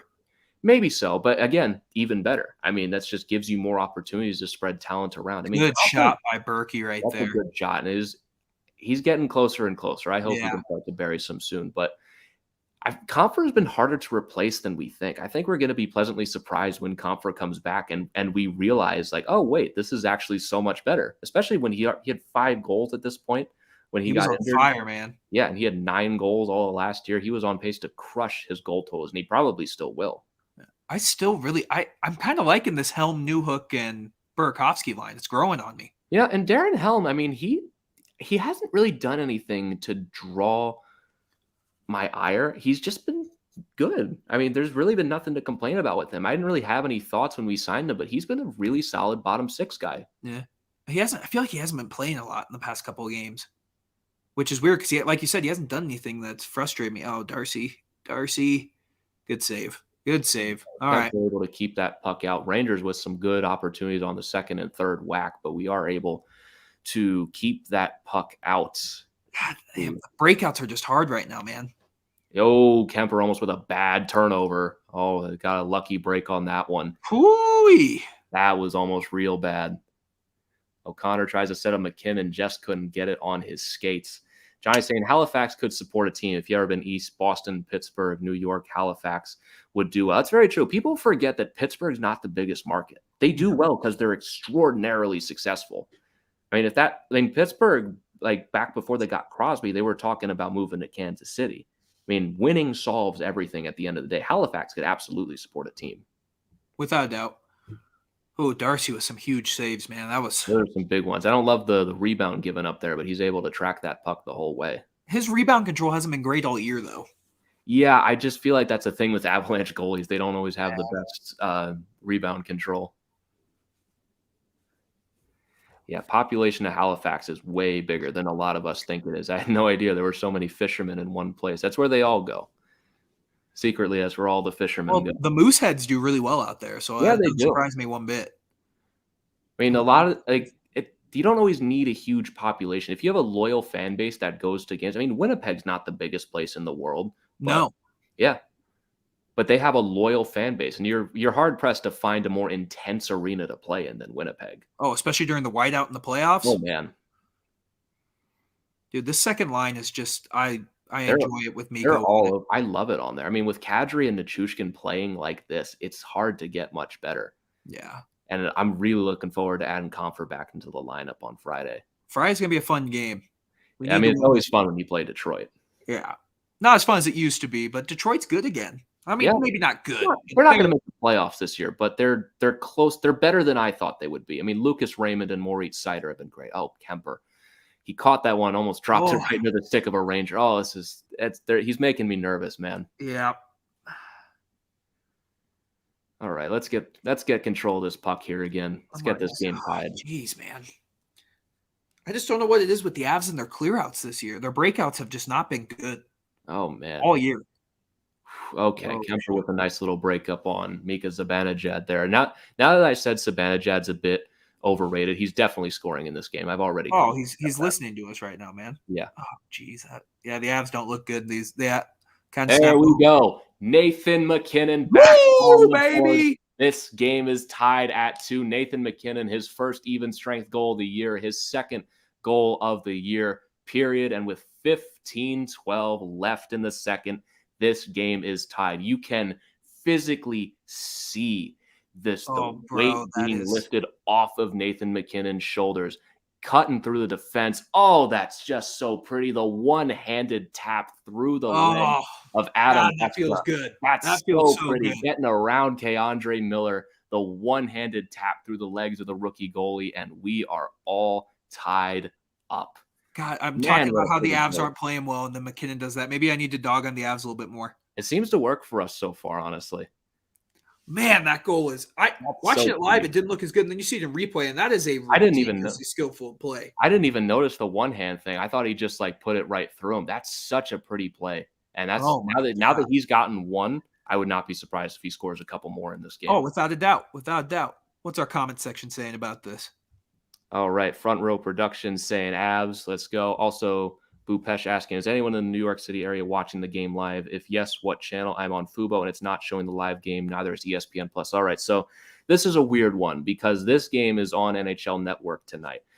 But if it's on NHL Network, locally, if you're on Fubo, you should be able to watch it there. With Caps games, where I live out in Maryland, they had the same thing against the Ducks the other night. I was able to watch on Fubo, so I don't know why it wouldn't be on MSG for you. It's not going to be on ESPN Plus tonight. Yeah, I have Fubo, and I'm not able to watch it in Colorado. Really? Yeah. Maybe it's different for me with NBC Sports, but yeah, maybe you get lucky there. But yeah, it's not streaming. The only streaming rights Altitude has is with DirecTV Plus, whatever it is. So that makes sense why you can't watch it there. I don't know if MSG's on any streaming services. Yeah. All right. Let's catch up on some of these. We're a little behind.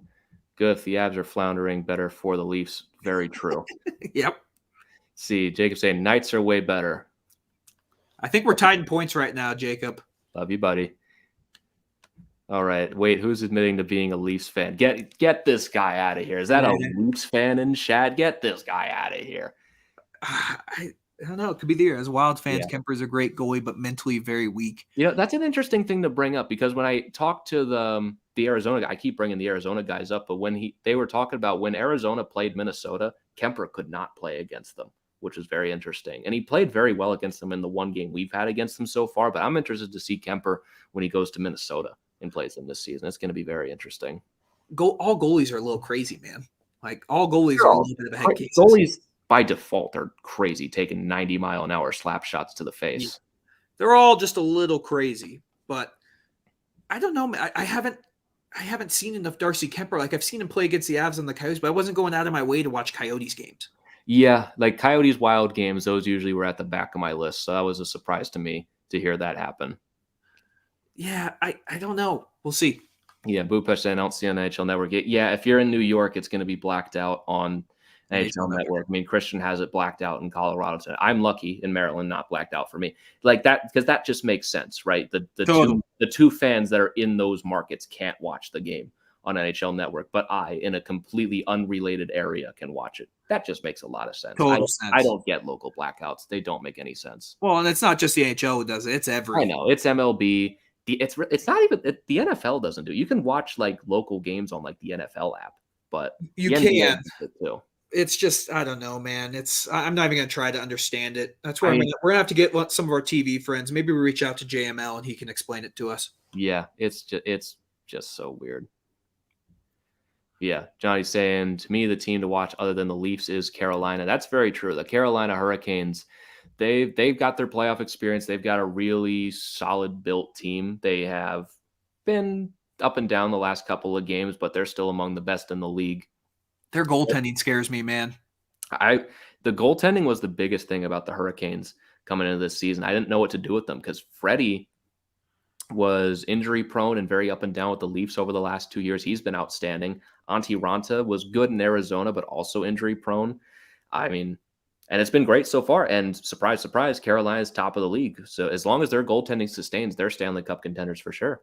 Yeah. But I mean, you could say about every team outside of like Tampa Bay, they have goaltending concerns. Yeah. I mean, yeah, that's very true. But just with the injury concerns of the two goalies they just signed and trading Nedeljkovic, which still very strange. Sense, man. Yeah. I mean, he's been excellent in Detroit this season. Oh, good pass. Oh, almost good pass by Mikko right there. Dude, I'm loving the second line. I think they're going to keep Avalanche are working. I love the second line. I love it so much. There it is, a goal, and it's 3-2. Oh, is that Kadri, baby? Shot from the point, a deflection in front, and the Avalanche have regained the lead. Looked like it was Kadri that got that tip of the puck, and he stays burning hot. That's his second point of the night. Dude, what is going on with Nazem Kadri, man?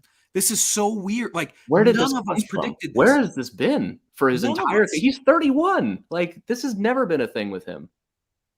Like, what it is? I don't know how to do. Like, this is so weird, man. Oh like, man, I keep waiting for it to fizzle out, and it's just not going to fizzle out. Yeah, and so looking back at the goal here, Nichushkin gets it to Eric Johnson. Johnson takes that shot. Did Kadri touch it? Looked like he did, but Johnson takes that shot. Looks like it hits Kadri. Was it Johnson or Makar? I'm pretty sure it was. It looked like number 6. He was out there with Gerard, so I assume it was Johnson. But regardless, that looked like Nazem Kadri's goal. And, look at that. Just like that, we have the lead here in the second period. Man, that's the thing about the Avalanche is that if they keep pushing like this, they're a hard team to stop. Well, especially if they get that cycle going. And that's what's great about that second line. It's a bunch of grinders. Like, Mikko's no slouch. He's a very skilled player, and so is Kadri, but they aren't afraid to mix it up. Yeah, and look who set up that goal. I mean, Rantanen is not getting the point on that goal. That's Nichushkin and Eric Johnson set up. No, it was Makar. And Eric Johnson just couldn't beat him. So it looks like it was Cale Makar. It was Cale. It's hard to tell 6 and 8 sometimes from the difference, but that's even better. Cale Makar with the lead in the Adam Fox game right now. Oh, that's a bad pass. Yeah, it's a bad one from Eric Johnson, but still the Avalanche have the lead here with about 12:50 to go in the second period. Yeah. Dude, that's great. I love this. You know what's crazy too, Griffin? Usually you're like 10 seconds ahead of me. I think I'm I think I'm closer than I want to say to you right now in the stream. It's a little different because I'm on Fubo tonight instead of ESPN Plus, so maybe that's why. But yeah, Avatar saying let's go Avs. Let's go, baby. Everybody saying boo. And Front Row still talking about the blackouts. When are they going to move the Avs back to Quebec? Never. And Andrew, have we been skipping you tonight, buddy? I'm sorry. That's not intentional, I promise. But if you keep commenting, we will definitely keep talking to you. It's a lot to keep track of sometimes. I'm real sorry. That's why I let Griffin handle it, because I'd be terrible. Oh, Jacob, we have not been skipping you, man. Get out of here. Jacob, we love you, buddy. Yeah. Silly for Lee to grow a fan base, especially at a time when other sports are hemorrhaging fans. I mean, sports are in a real weird place right now. That's certainly for sure. I mean, baseball is not in a baseball's literally in a lockout right now. Yeah. Yeah. Front row saying I totally butchered that. Random question. Favorite snack while watching hockey, not favorite question, random snack, like I was saying. But that's a good question. While watching hockey, I feel like for a good Friday night game, after a long week of school, I feel like just a good pizza is the best thing for watching hockey.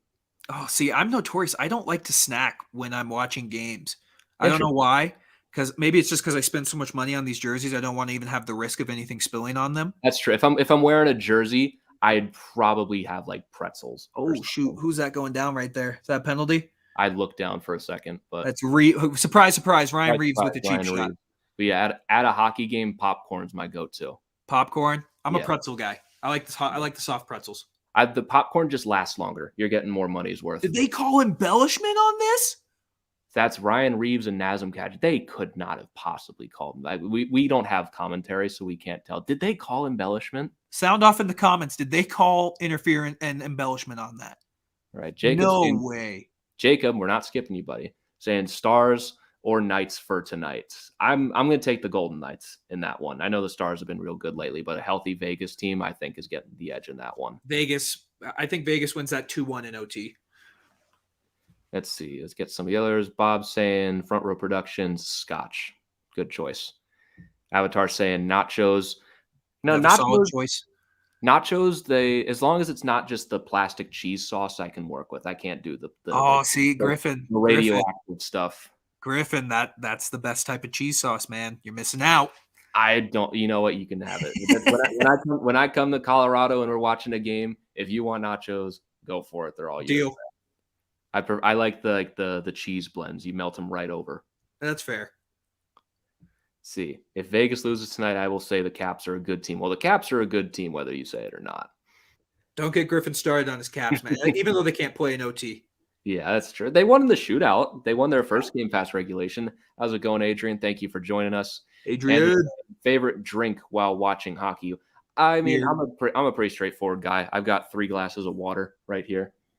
I'm a big Diet Coors guy. Coors Light, Mountains are blue. Yeah, that's me personally. But I've learned I can't drink during games because we talked about this off air. I get so worked up about a regular season game that means nothing. I would do that completely sober in the past. Same. I still do. We would be losing like a regular season game to like the Ducks, and I would be going ballistic. Yep. Couldn't agree more. Yeah. Yeah, lots of pretzels and beer in the comments. Laura asking, do you guys know where I can find the game on streaming? I have the game on Fubo TV NHL Network tonight. It's a national broadcast, so you can find it on NHL Network, but Christian, I think you're better for that answer than me. Yeah, I'm not going to say what you need to do, but it involves something illegal. That's probably your best way to watch it. Yeah, maybe so. I'm not going to say that. Okay, Avs are on the power play. Give up a 2-on-1. Give a nice little rush right away. Turned aside. We will get back to we're going to get back to some of your comments here. It's hard to keep track of the game and comments at the same time, but when we get the next whistle, I'll do my best to catch up. Got possession here on the power play, looking to take a 2-goal lead just about at the halfway point of the game. McKinnon with that shot, that's turned aside. And Kadri tried to feather that one through. Somehow that got back to the point. I don't know how that puck got out. I don't know how that happened. I like how they're putting McKinnon in that bumper spot, mixing it up a little bit. Yeah. Because he's kind of become a little predictable. Ovi's can do that because it's Ovi. I don't know if McKinnon has the same shot as Ovi. Yeah. And that puck gets out once again. We had a look there. I mean, the Rangers have a pretty good penalty kill as well. I mean, it'd be nice to get a goal here to really get some momentum on our side to make it a 2-goal lead. Really put some doubt in that goaltender's mind. That might be a little bit of a luxury against this team. Yeah.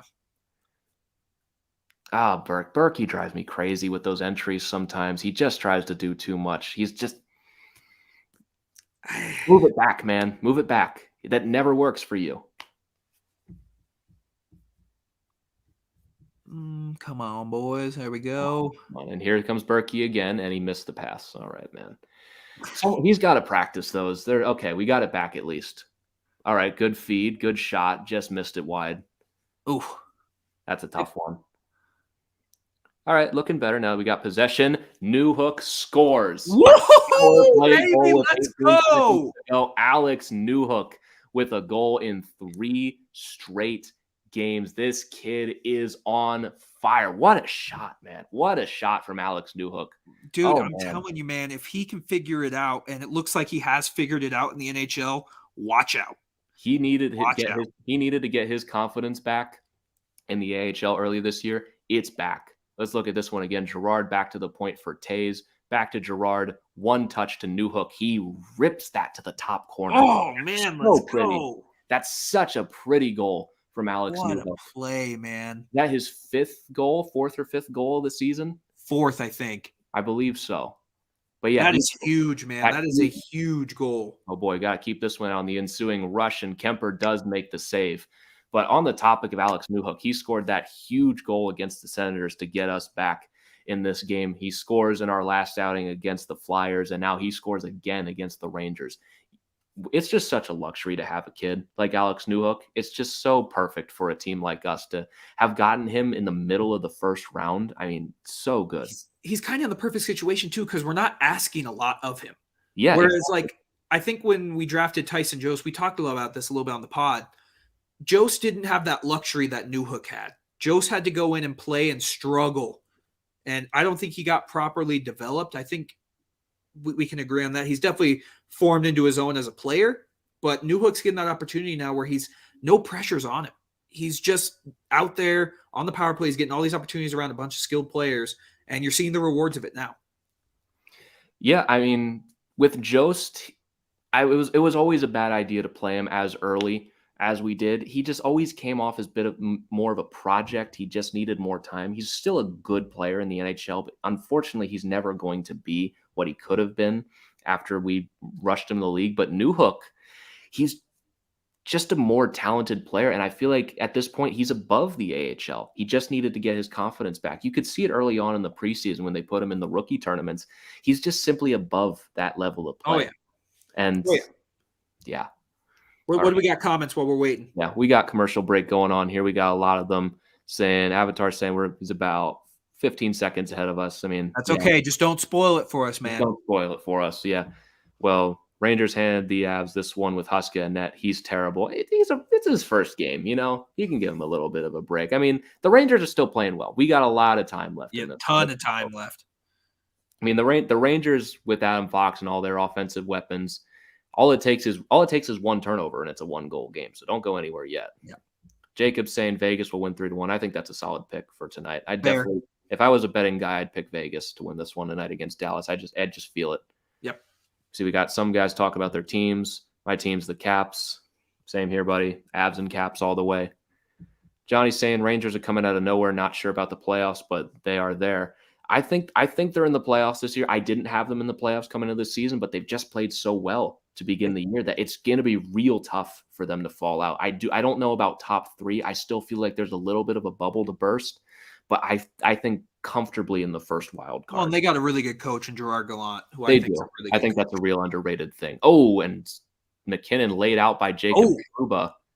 And why is there no penalty on that? And Landeskog going to fight Trouba. I mean, you've got to be kidding me. This guy's playing tonight. I mean, come on. What? How is that not a penalty? Trouba had no business. Get him, Landy. Landeskog taking it right to Jacob Trouba in this fight. That actually makes me upset. Oh, my God, man. How is that not a penalty? This is the second game in a row that Trouba has a headshot. I mean, come on. He shouldn't be in this game. It's that simple. He should have gotten a heavy suspension for that hit on Jujhar Khaira. Oh, he looks okay, though. McKinnon looks okay. He looks okay, but I mean, my God. Oh, my God. Oh, man. Oh. That is such a... That's his second game in a row with head contact. I mean, is the league going to do anything about it? No. Maybe since it's McKinnon, they will. I mean, they barely did anything about McKinnon when Blishfield hit him last year. Oh, my God. Oh, man, that sucks. It's good that he's okay, but that's the second game. This is the second time in 24 hours that Trouba has done that, and McKinnon is going to the room. I think he got spotted for the concussion. Yeah, he has to because he just got whacked in the head. Oh, my God. I mean, why? We said it in the first period. Why is Trouba playing? He sent someone to the hospital last night with a headshot, and he does it again. Dude, that is... If we could curse on the stream right now, I would say some choice words. Save it for the podcast. Yeah. Oh, my God. We're gonna be recording an episode right after this game, but that's so ridiculous. And the Rangers are on the power play. What? Yeah, McKinnon wobbled there, man. He wobbled. Dude, this is I am not speaking ridiculous, because man. I will say something that I regret. Oh, my God. What is... Andrew saying... Andrew, I don't know, man. Andrew saying that's a clean hit. I don't know, man. It's not a clean hit. You can't hit people in the head. You can't do it.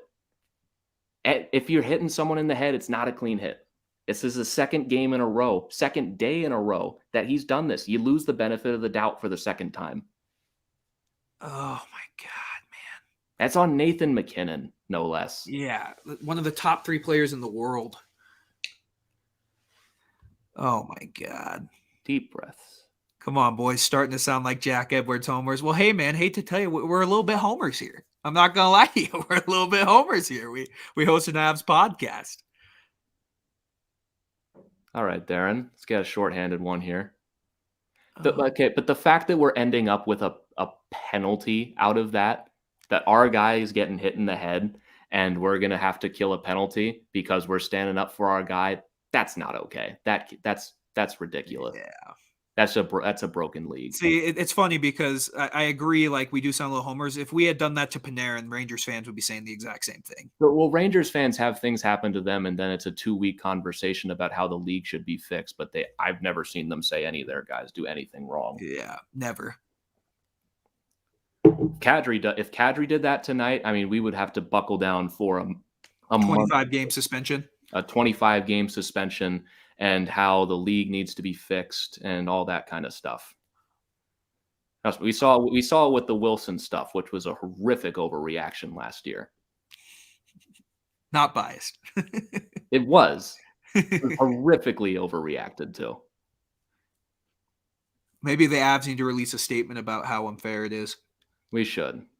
Oh, all right. Well, we're going to kill off the penalty at least that we never should have had. I'm live to... Yeah, we're live, man. Hot mic, right hot mic. Hot mic. 30 people. I have lots of glasses of water here. We're going to take deep breaths. Do we have a commercial break coming up here? There's Christmas commercials. Guys, it's almost Christmas. Aren't we happy? We're smiling, right? Oh, my God. I'm smiling. See, I'm happy, right? Yeah, we're having a good time. Unbelievable. Andrew, if you didn't see the hit from last night, man, it was scary. Just forewarned, it was a scary hit. Drew Kira was out cold. Have we gotten an update on him? He got released from the hospital. Good. Today, so okay, good news. Good news. The good news is McKinnon was able to walk it off, but man, it just sucks to. And it doesn't help that it's the same guy. Yeah, it's. I agree. His head was down, and you can never put your head down on the ice. His head down because he's trying to play the sport. I mean, you can't be mad at the guy for trying to do his job. The onus is on the hitter to not hit people in the head. Yeah, and I agree. 10, 15 years ago, that hit's completely fine, but the NHL's changed.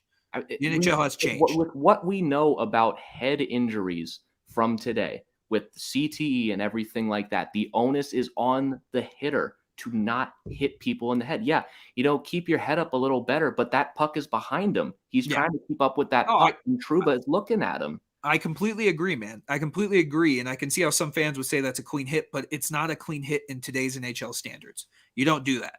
No, it's not. And Landeskog gets an unsportsmanlike. I mean, really? Yeah. That's just – I don't get that. I don't get that. The penalty, if anything, the fact that we're killing a penalty after that makes me even more mad. Oh, Nichushkin almost gets one in. That, and like you can make the case either way for Trouba or against, but the fact that we're killing a penalty after that for standing up for our top 3 player in the NHL, says a lot. That's not cool. All right, we got a commercial break. Oh, Newhook getting in a little bit of feistiness. Yeah, dude, the Rangers did this too. Remember a couple years ago when they took that hit on Donskoy? Yeah, you remember that? Who was it that player? Was it Lindgren? I think so. I don't remember off the top of my head, but yeah. All right. Well, we got a commercial break. Let's catch up on some comments here. All right. You go for it. You should click on them, man. Yeah. Yeah, it's Christmas. Christmas commercials. Happy. Okay, you're right. It is Christmas time. We'll get a little bit positive here. I mean, Randy, he didn't hit him in the chest. He hit him in the head for the second night in a row. I mean, it's there. Yeah. I mean, if it doesn't matter if the guy has his head down, you can't hit them in the head. Like you can't use your forearms. That stuff just can't happen. And the NHL, I mean, they're doing their best to bury the CTE lawsuit, and with the pathetic settlement that they had with that, I mean, we just don't talk about it anymore. But that thing just kind of went away, and it's as more players retire and as we learn more about CTE and the long-term effects that it has, there's only going to be more focus put on head injuries in the sport, and especially after what we've seen with Bo Byram at 20 years old, having potentially suffered another concussion against the Leafs. We have to be more aware about head injuries in the sport. You can't be whacking guys in the head. Don't skate like this. But McKinnon behind there, he's looking for a puck that's behind him and getting control of that puck. And by the time he's even looking at the net again, he's got a guy hitting him in the head. I mean, the onus is not on McKinnon there when he's just trying to do his job and play the sport that he gets paid a lot of money to do. Subbing you guys, you're all right. Hey, thanks, man. We appreciate that. We appreciate that, man. Yeah. Oh, they're showing the hit again right now. His shoulder goes right into his head. I mean, it didn't hit him it hits him like right here in the chin. That's not his chest. Yeah, that's right in the face. I don't know what we're watching there. But yeah, that's right in the face. It is in his face, and it's Trouba again. It's the second game in a row. We said it in the first period. He shouldn't be playing in this game. This is where Curtis McDermott needs to go out, and Curtis McDermott, do your job. Yeah, do your job, Curtis McDermott. Great that your captain's fighting and everything, but right now we're down to Logan O'Connor is the lone remnant on the top line right now. And then Newhook takes a cross check to the face almost. Well, at least we got a power play. Yeah. All right, let's put this game away, man. Christian, I think we need to take a deep breath here. Yeah, deep breath. Still a lot of game left, man. A lot of game left. 5 minutes left in the second period. We got another power play potentially to make it 5-2. No McKinnon, no Landeskog on this power play. It's almost like business as usual with the Avalanche. Yeah. I think no, that's Mikko out there. Well, Landeskog also got the 5 for fighting. And that's Burakovsky, or that's, I can't tell. 96-95 confused me. That's Rantanen almost burying that one. All right, cycling this puck around a little bit. Good puck movement on this one. Rantanen tees that one up. That one gets deflected wide. Berkey will win it back on the boards. Good-looking power play so far, but a little more than a minute left. Rangers are on the second half of back-to-back, too. If you go up 5-2, they're not going to have the legs to come back in this game. Yeah. And plus, you should have all the emotion in the game. All right. Rantanen line that one up. That one will get blocked, but we've had full control of this power play so far. This is a good-looking one, even if we don't score on it. All right, one of their guys lost a stick. Now, Kadri just couldn't bury that one. You've come to expect that with Kadri to hit all those this year, this way its year's been going. All right, Rangers clear that puck up and out of the zone. Don't think we're going to score on this one unless we get power play, man. That's a good-looking power play. You got it. You got to give them a lot of credit. You don't score on every good looking power play. No, even the best power play in the league runs at like what, 30%? Yeah, if that. Sorry, I'm checking Twitter to see if there's any update on McKinnon, but I'm not hearing anything. Yeah, I have Peter Ball on speed dial for all my notifications, so hopefully we'll get some kind of update here. I don't think he comes back tonight, man. I think they keep him out. If it's not abundantly clear that he's perfectly fine, he shouldn't come back. Yeah. You cannot mess around with head injuries. No. You just can't. This would be McKinnon's first one with the Avs. Well, he Blishfield last year. Oh yeah, that's right. Forgot about that one. God, and I can already see it right now. You go into the comment section, there are people who are going to call McKinnon soft for getting hurt. Concussion's his fault, man. I do not have a bigger pet peeve in sports than people who call players soft for suffering of injuries that aren't their fault. Like, especially concussions. Oh my goodness. Logan LOC, baby. Toe drag. Oh my. Who needs McKinnon when you got Logan O'Connor? We need McKinnon. Oh my goodness, what a shot. Logan O'Connor is just so good this year. He makes it 5-2, his 4th goal of the year. That is a beautiful toe drag. And again, Nazem Kadri with the assist.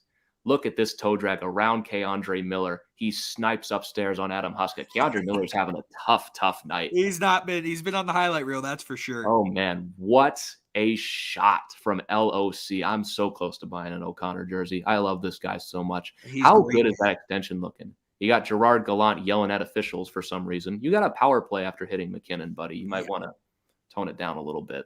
You're real lucky right now. I'm Gerard Gallant. It's not as bad as Rod Brindamore the other night. At least he's not spitting everywhere and cursing. I mean, it's a coach. You know, coaches are going to stand up for their guy. I don't know what he's yelling about because we don't have commentary. But yeah, we'll see. Let's go Avs. Thanks, Avatar. We're right there with Jacob, boo. So it's almost tradition. Jacob's going to boo us when we score. Jacob, don't forget, November 29th, we will be doing a live stream for that game. Oh, yeah. December 27th, we will be doing Avalanche Golden Knights. That is a done, signed, delivered deal. Logan O'Connor scores again. Let's go. Oh, my goodness. Another breakaway. That's 2 straight Logan O'Connor. It's 6-2. What just happened? Oh, my God. I don't know, man. I love that guy, man. This guy rules. Oh, look at this again. Oh, that puck goes right past Jacob Trouba and Logan O'Connor working in. Dude, McDermott was out there to fight Trouba. Oh, that's so funny. That's so funny. Logan O'Connor, his 5th goal of the season, his 2nd goal in 5 seconds. I mean, less than 20 seconds. Less than 20 seconds. I was going to get to some of these comments. Andrew saying, I'm happy, I'm breathing, I'm doing good, but I'm still angry with Trouba. Right there with you, man. I feel a little better, you know. All of a sudden, I feel better. I don't know what happened, but refs hate the Avs. It's so dumb. I mean, the refs are just terrible in every league. And here's Gerard Gallant whining again. What are you whining about, dude? This is where I wish we could have the commentary on. This is where it would be real nice to have some commentary because I literally have no idea what he's talking about. Oh my God, man! Jacob's saying November 27th, December 27th. But yeah, we are ready. That's going to be a real fun one. It's in Vegas, right? So that's going to be a lot of fun. In Vegas. Yeah, this is a laughable game. I mean, we're certainly going to have a podcast after this one. I can tell you that one. Oh boy. And this is podcast, by the way, for everyone who wants to hear our unfiltered opinions, the podcast is explicit and it is marked as such. Yeah. So you can find us at the Tell It Avs It Is podcast, where we will be talking about this game extensively. Oh, that's a turnover turned aside by Darcy Kemper. 2 minutes to go in the second period, and it is 6-2 for the Avalanche. Just sitting here thinking about Toronto 8-3 over Colorado. So, like I said, Ranger playoffs ? I think it's too early. You can't really blame the Rangers for this game. The Rangers are on a 7-game winning streak right now. They're 9-1-0 in their last 10. They're on the second half of a back-to-back with their 4th string goalie in net, or their 3rd string, I guess. We know what it's like to be in this situation. We're having the opposite of the Toronto game right now, which is super nice to have. The Rangers are still going to make the playoffs.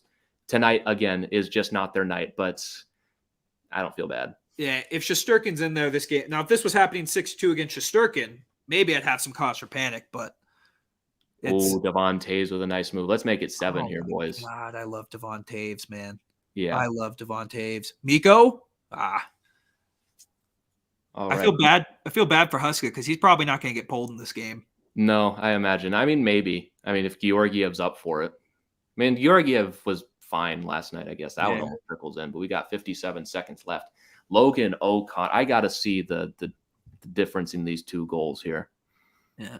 I got to refresh the page. It still says 4-2 Avalanche for me here. They haven't updated. It happened so fast, they haven't even updated the NHL site yet. That's so funny. All right, so they just showed the replay here on MSG. McDermott was trying to fight Trouba. I said that. And that allowed Logan O'Connor to get away for a breakaway. Curtis McDermott. Sign him to a 10-year deal. 10-year deal. That's the most amazing thing he's ever done. Nice to have Darcy back. Couldn't agree with you more. I love it. We loved having Darcy back. A little shaky in the first period. Rust is off. He looks great. I saw McDermott out there, and I was like, McDermott's out there to fight Trouba. He's got to be. And he kind of was, and it led to a goal. That's the first time I've ever seen someone step onto the ice for a fight, and it leads to a goal for. That's so amazing. The refs got to be careful here. We're going to have another Toronto-Winnipeg game here. Way better. I mean, yeah. Because it could – I mean, this game's over for all intents and purposes on the ice. But you know that Trouba's going to get his bell rung. If not tonight, he's going to get it when they – because they play – the Rangers play the Avs next week. We see them next week, I believe, on Tuesday. Yeah, so 6 days from now, we play the Rangers again in Colorado. Yeah. And if Jacob Trouba is not suspended, which he probably won't be, if we're being honest, he's probably not going to be suspended. So he's going to be on the ice against the Avalanche. And it's going to be real interesting to see the response in the third period and also in that next game. 6-2 for the Avalanche. Logan O'Connor, man. 5 unanswered goals for the Avs in the second period. They have all of a sudden opened this game right up. And I feel like I just ran through so many emotions in the last 15 minutes. Yeah, So we're going to get to all you guys in a minute. I need some water, and I need a little bit of a break. So we're going to catch our breath and be back in like 3 minutes or so and continue our talk with some time left in second intermission before we get to the third. Avalanche up 6-2. We'll be right back in a few minutes.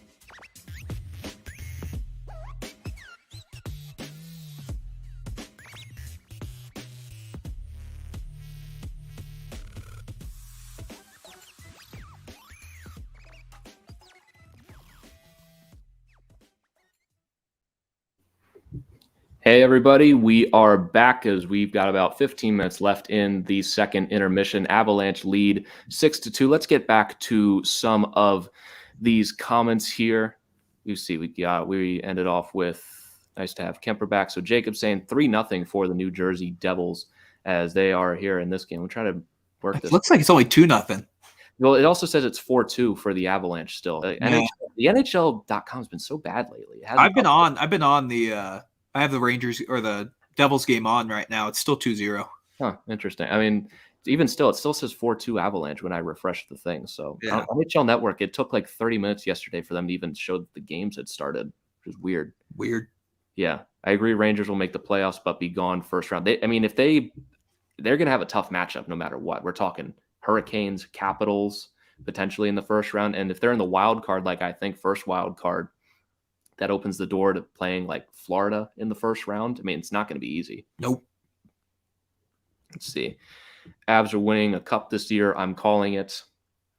Unbiased opinion. Yeah, I'd say we agree. Unbiased. Very unbiased. Unbiased.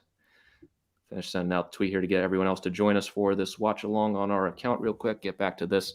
I will call Toronto Cup this year. Interesting. If Toronto gets out of the first round, I mean, you got to have the conversation. I mean, at a certain point, like you get that emotional weight off your shoulders. You can feel like you can do it. You can ride that to a cup. Absolutely. 100%. The thing is that Toronto's going to have, like the Rangers, a tough matchup in the first round. I mean, if they don't win the division, Florida looks real good. If they get second or third, they're probably playing Tampa. You don't want to face Tampa.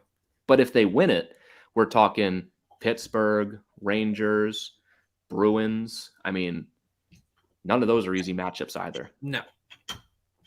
And Jacob, bless his soul, saying, I'm calling it Vegas Cup this year. I mean, if you say it enough times, eventually you're going to be right. Huh? Yeah, I mean, I'm calling, you know what? I'll go bold here. First round exit for Vegas. I wouldn't go that far. First round exit. If they win the division, I'd say absolutely not. But going up against Calgary or Edmonton, it's a conversation. I think they beat Calgary and Edmonton. Honestly, I still think Avalanche Vegas third round. Like Avalanche Vegas, for all intents and purposes, would have been the Western Conference Final last year. I think we get that this year. We'll see. We'll see. I wouldn't be surprised though. Vegas they're real hot cold, man. I just don't know. I guess you say the same thing about the Avs. Yeah, I mean it really does just depend. Andrew's saying for Toronto, if we pass the first round, like we were just saying, the Leafs will win it.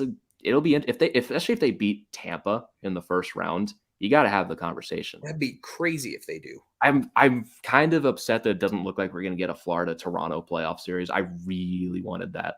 The two longest playoff win droughts, that would have been a lot of fun. Yeah, I like the Florida team, man. I really like the Panthers a lot. And they just got Barkov back too. He got hurt again last night too. He did? Yeah, he left the game early.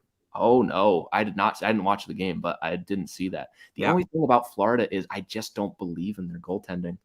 Bobrovsky's been a lot better. Absolutely, we'll give him credit. Spencer Knight has not been very good.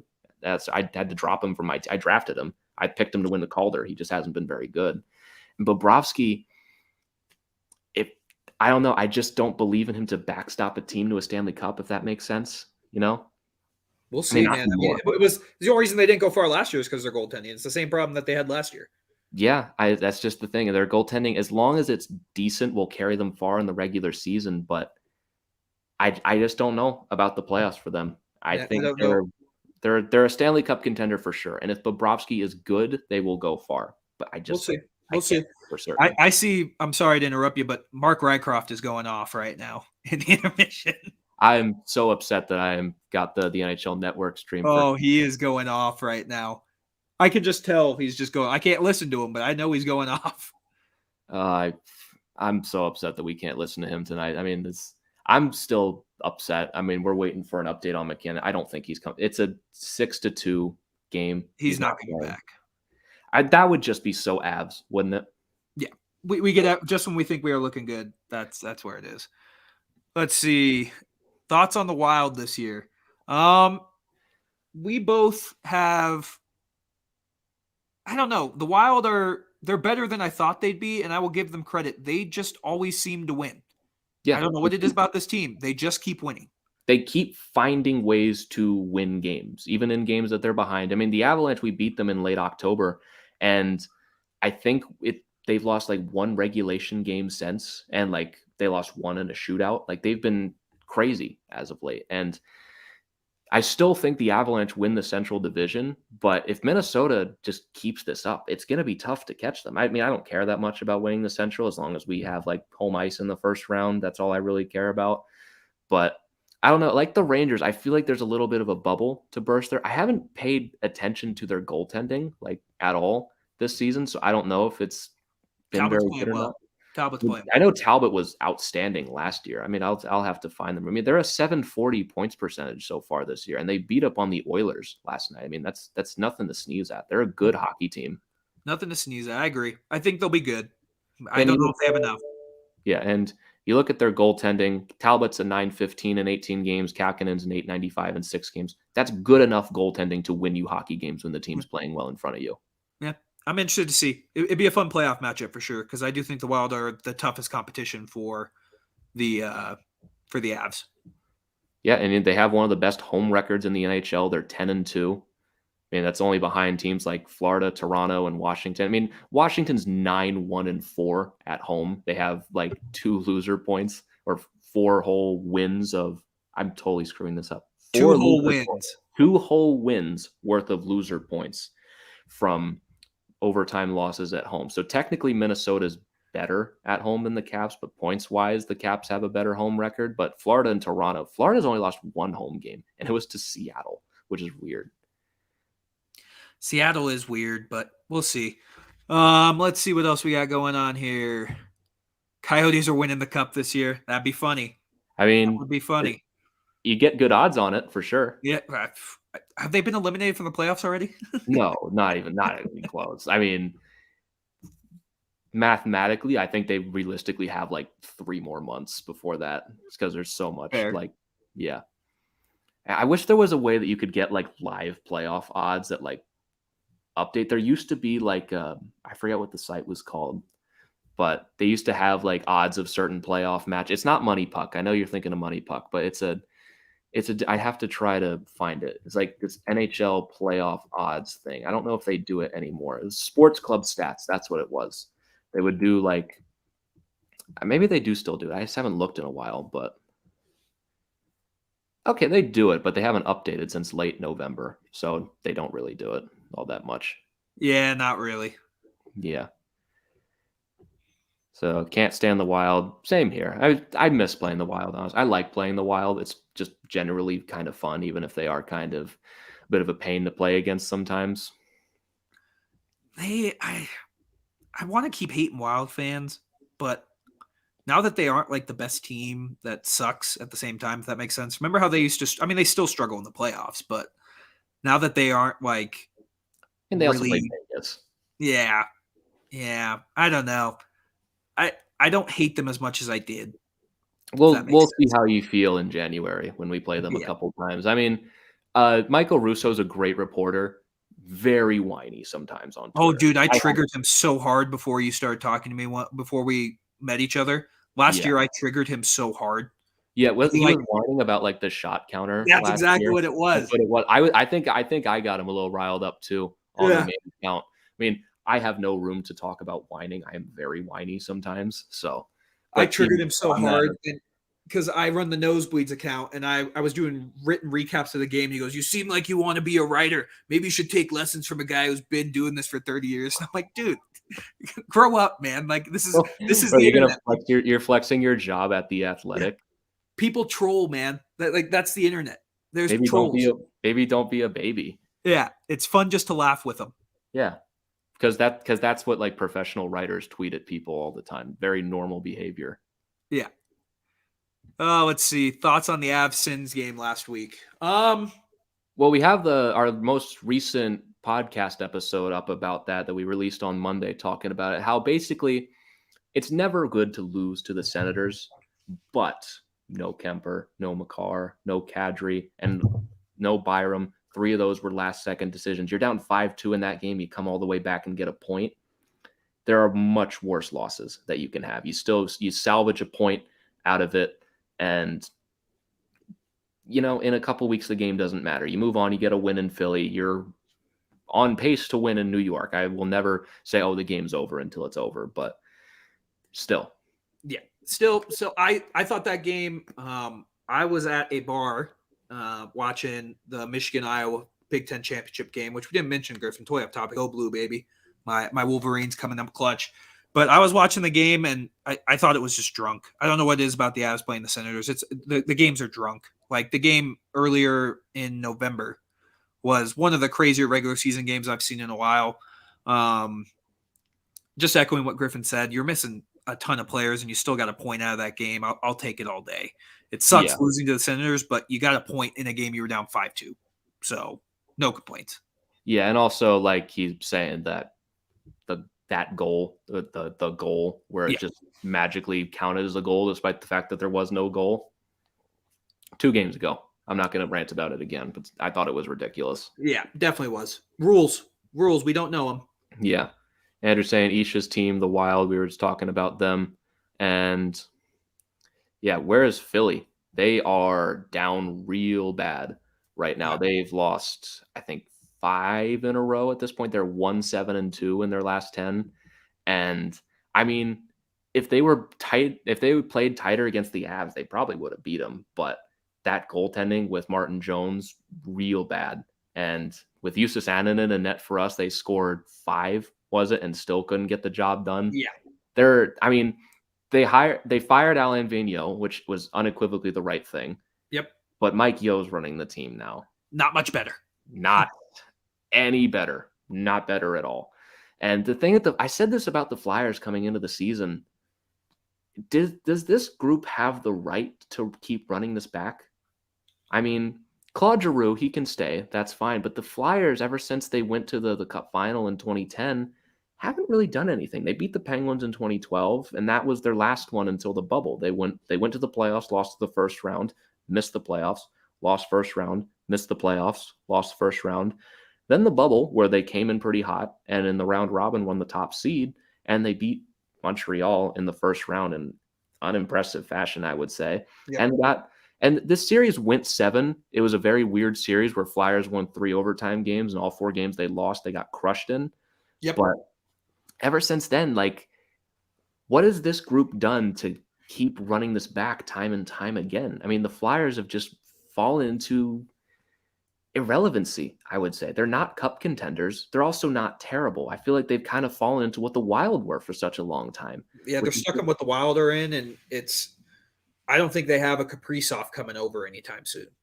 So yeah, I mean, like, I don't see why this team just gets to run it back so often. And the moves they made this offseason were bad. They were really bad. The Rasmus Ristolainen trade is. Remember when they thought that was going to be good? That is going to age so terribly. They gave up Robert Hagg, the 14th overall pick, and a 2023 second round pick for Rasmus Ristolainen with 1 year left on his deal. That alone is bad enough, but it's also Rasmus Ristolainen. And in 21 games, I know I'm looking at points for a defenseman. I don't have like access to all this stuff. He got 5 points, and he's just been bad. You watch him on the ice, he's just been bad. He was not good in Buffalo. I don't know what they were thinking he was going to be good in Philly.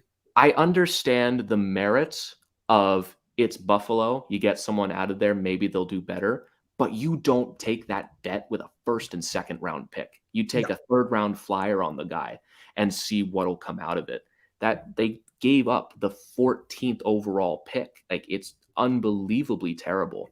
And Ristolainen has been one of the worst defensemen for the last several years. I just don't understand. I just don't understand it. And I think their general manager should be under a lot more heat than he is right now. I mean, Chuck Fletcher is the same guy that built that Minnesota team to the mushy middle with Zach Parise and Ryan Suter. And now he's running the Flyers, and they're falling apart. I don't think this is a coincidence. I don't know, man. Like, the Flyers are just so weird, man, because I think in our season preview, I said the Flyers are going to potentially win the division, and boy, oh boy, is that aging terribly. Did you? I think you picked the Islanders. Did I pick the Islanders? I don't think you had the Flyers that high. I think I had the Flyers pretty high, man. I was pretty high on them before the season. I'm pretty sure we had the same top 3. I think we both had the Islanders, Hurricanes, and Caps as our top 3. Yeah, I think I had the Flyers maybe in a wild card spot then. Yeah, I think I might have too. I don't remember. Yeah. No, I didn't. I had them outside because I had the Penguins in, and I had the Bruins in the other wild card spot. I don't know. The Flyers, like, I'm just. Yeah. Not really sold on them. Yeah. Let's see here from my boy Johnny. Just watching the East for Toronto when the time comes. Who will be in the West right now? Do not care. So, picking the Leafs out of the East for the Stanley Cup final. I mean, if they win a round, that's certainly interesting. Out of the West, I feel like the East is a much more interesting conversation because in the West, I feel like it's Colorado or Vegas. Yeah. I mean, Edmonton could could make a run, but their goaltending's atrocious. So I don't trust their They're goaltending. terrible goaltending. They have terrible defense. I just don't see it with them. If McDavid and Draisaitl play the way they do in the regular season, which is very hard in the playoffs because the rules just don't get called, they have a shot. Calgary, they're playing hockey right now that can translate very well to the playoffs, but it's the kind of thing Griffin, big news. McKinnon back on the ice for the third period. Sorry, man. Didn't mean to cut you off there. No, thank you for cutting me off. I was thinking about that in the back of my head. Yep, McKinnon back on the ice. I don't know if he'll play, but he is. Oh, yep, they're showing him right now. He's back. Okay, good. All right. Crisis averted. Crisis averted. Okay. But yes, sorry, you were Edmonton. Their goaltending is just scares me. Yeah, and Calgary, I like the way they're playing. I think it could translate to playoff hockey, but I still think Vegas, especially once they get Eichel back, that they're going to be one of the best teams in the NHL. And with Robin Lehner in goal, they're still a team to beat in the West. And with the Avalanche, they're only going to get better as the season goes. Their playoff failures, I think, are only going to strengthen them. I think it's at this critical point now where you're starting to start to run out of time if you don't get the job done this year. So I feel like it's going to come down to the Avs and the Knights in the Western Conference Final again. And I think that's a coin flip because I think the Avs are going to play way better than they did in that series last year. I can tell you that much. Yeah, it'd be fun. But yeah, I think the East is far more competitive than the West this year. Yeah. Johnny's saying I figured the Islanders for sure. I mean, I picked the Islanders to win the Metro coming into the year. Just based on the fact that I was most confident that they were going to make the playoffs out of anybody because I felt like the Metro was just such a crapshoot.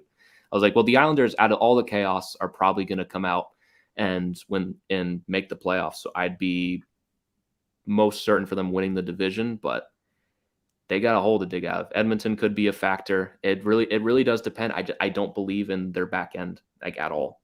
I don't. Their best defenseman is Darnell Nurse, who I think is okay.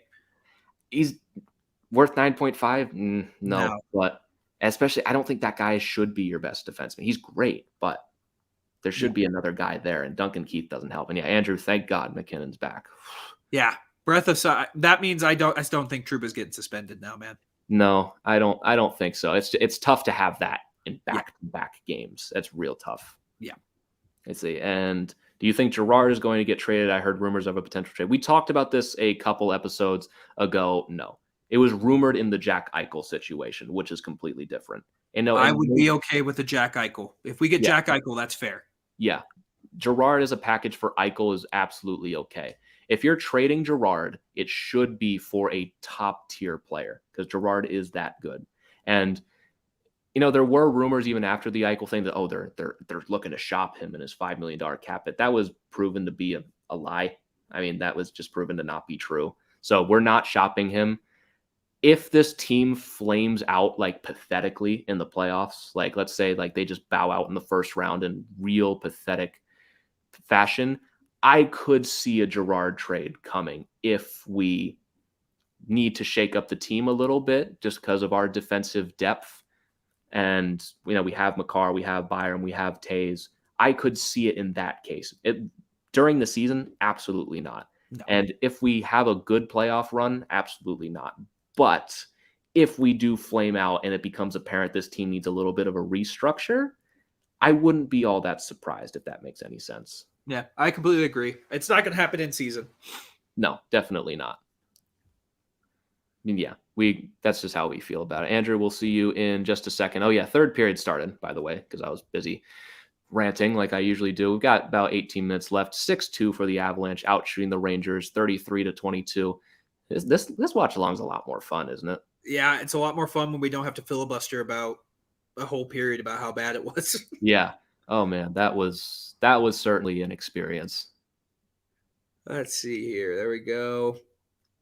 I mean, the Avs could be on their way to 50 shots again this game. Yeah, they just might be. I mean, just don't take your foot off the gas here. Nope.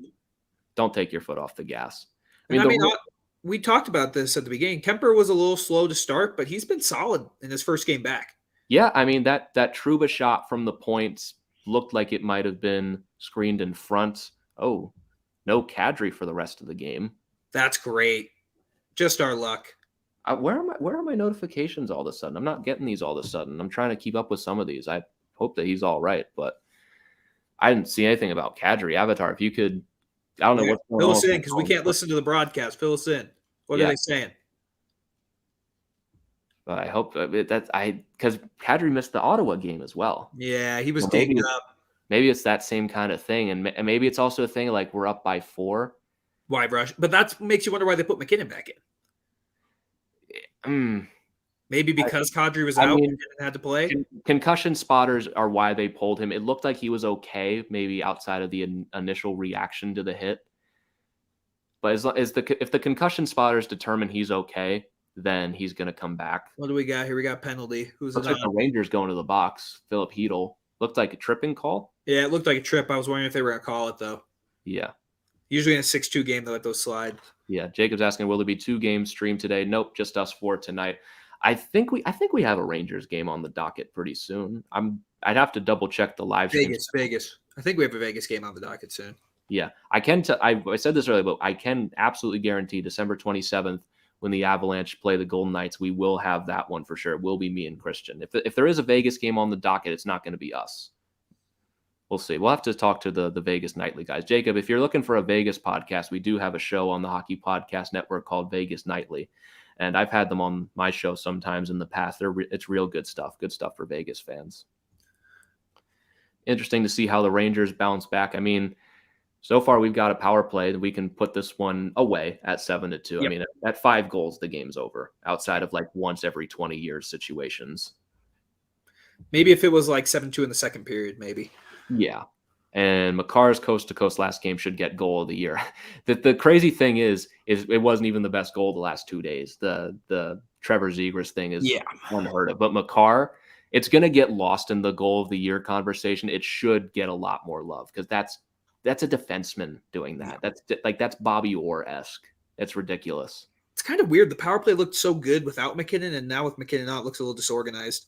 Maybe it's because you're up 6-2. Yeah. You know, Rangers are probably pressing a little harder, and we've also had our fair share of power plays at this point, so they're probably getting our system down a little bit. It's not like we haven't scored on them tonight. No. Avatar saying he heard it on Altitude Radio. I trust Connor McGahey with my life, so. Yeah. Oh, Mac, that was close. Okay. Woo-wee. Turnover at the point.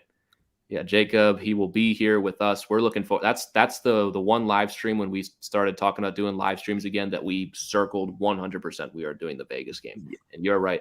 It will be a good game. I think that's the nicest thing he's ever said to us. Yeah, it will be a good game. Jacob, I got to get you to spell Avs right, though, man. It's not Aves. You know, Christian, you still spell my name wrong on Twitter, so. Do I? Oh, I spelled it Ian. Oh, yeah. Man. I have another buddy his is Ian, and it's probably auto-correcting there. Nice. God, look at me, man. I had to wait to dig that out at the right time.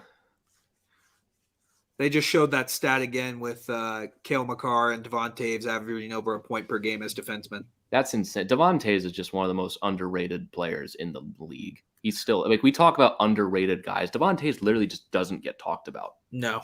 Like underrated guys like Bjorkstrand and Zibanejad always get talked about, but like Devon Toews literally does not come up in conversations ever outside of Avalanche country.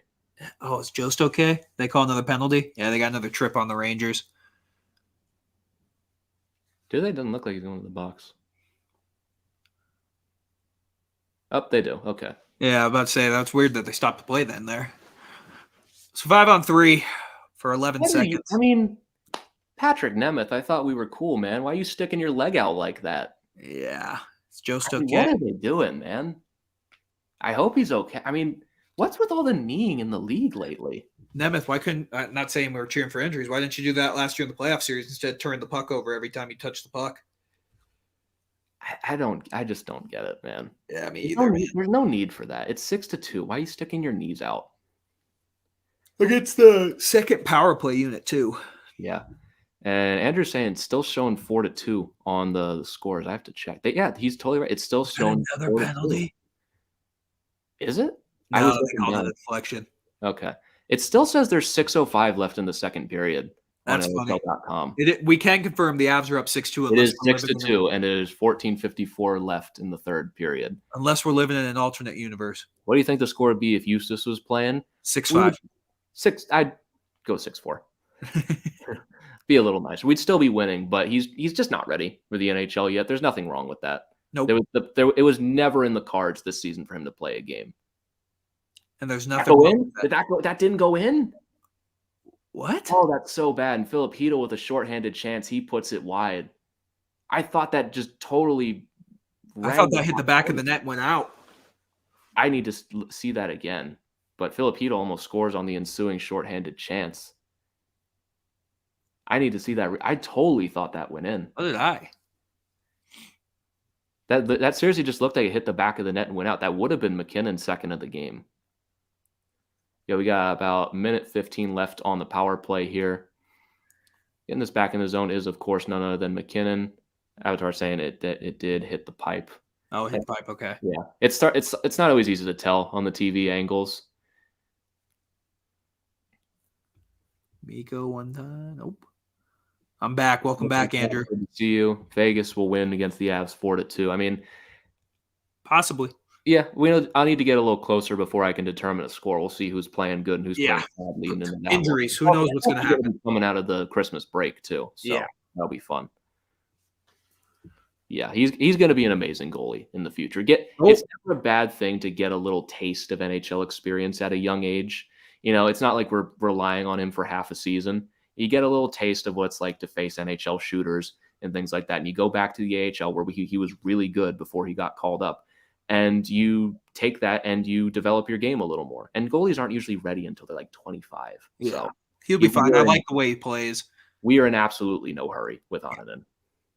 Dude, this is what I don't like about NHL refereeing. Jost gets tripped in the neutral zone, but because they called 2 straight penalties on the Rangers, they weren't going to call a blatant trip. No, we're not getting a power play for the rest of the game. We're up 4 goals, and we just had 2 penalties called us in a row. Our power play is not coming on the ice unless they literally try to chop someone's head off. No. Jost was just clearly tripped in the neutral zone. They don't call it. I just don't get NHL refereeing sometimes, man. That's just the mandate from the league. If there are too many penalties on one team, you stop calling them after a while. It's on full display in the playoffs. Johnny's saying he's got us on the big screen. I do not know everything, so sucking in the information for future bets. Johnny, we appreciate you, buddy. Thank you so much for being us with here tonight. And, if you guys want to like the stream, subscribe to the Hockey Podcast Network. It really does help out the stream and everything. It does help boost the channel, helps boost out the stream to other people. You guys drive the bus here. The more you talk to us, the more you leave a like on there, the more it helps us out. We're at your guys' mercy here. You guys drive the train. Yeah, and if you're going to bet, use DraftKings. And if you haven't signed up yet, use the DraftKings promo code THPN. Yep, absolutely. And Jacob's saying Trash Talking Me will be out on December 27th. We got a little bit of ways. We got 19 days before that. Fun little build up before then. We will be back before that too, so you'll have plenty of time to trash talk us again before that game.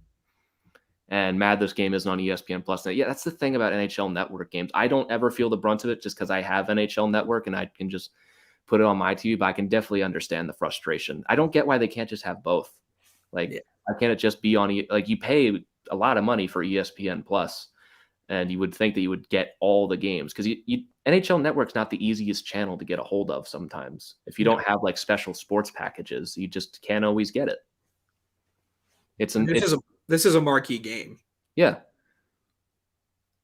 It's technically a national broadcast unless literally anything happens and you can't watch it. Yeah. Oh, that was a good play in front. Yeah, so we got 11:33 left in the second period, going to a commercial break, 6-2 still for the Avalanche as the Rangers kill off those 2 penalties. As Andrew asks what's happening, fair enough. I mean, the Avalanche have had full control of this period so far. The Rangers have been killing penalties the entire time. They had that good look for Filipino as he came right out of the box after McKinnon hit the post, but outside of that, it's been all Avs, and we've got about 12 minutes left to play, and we're in a good spot.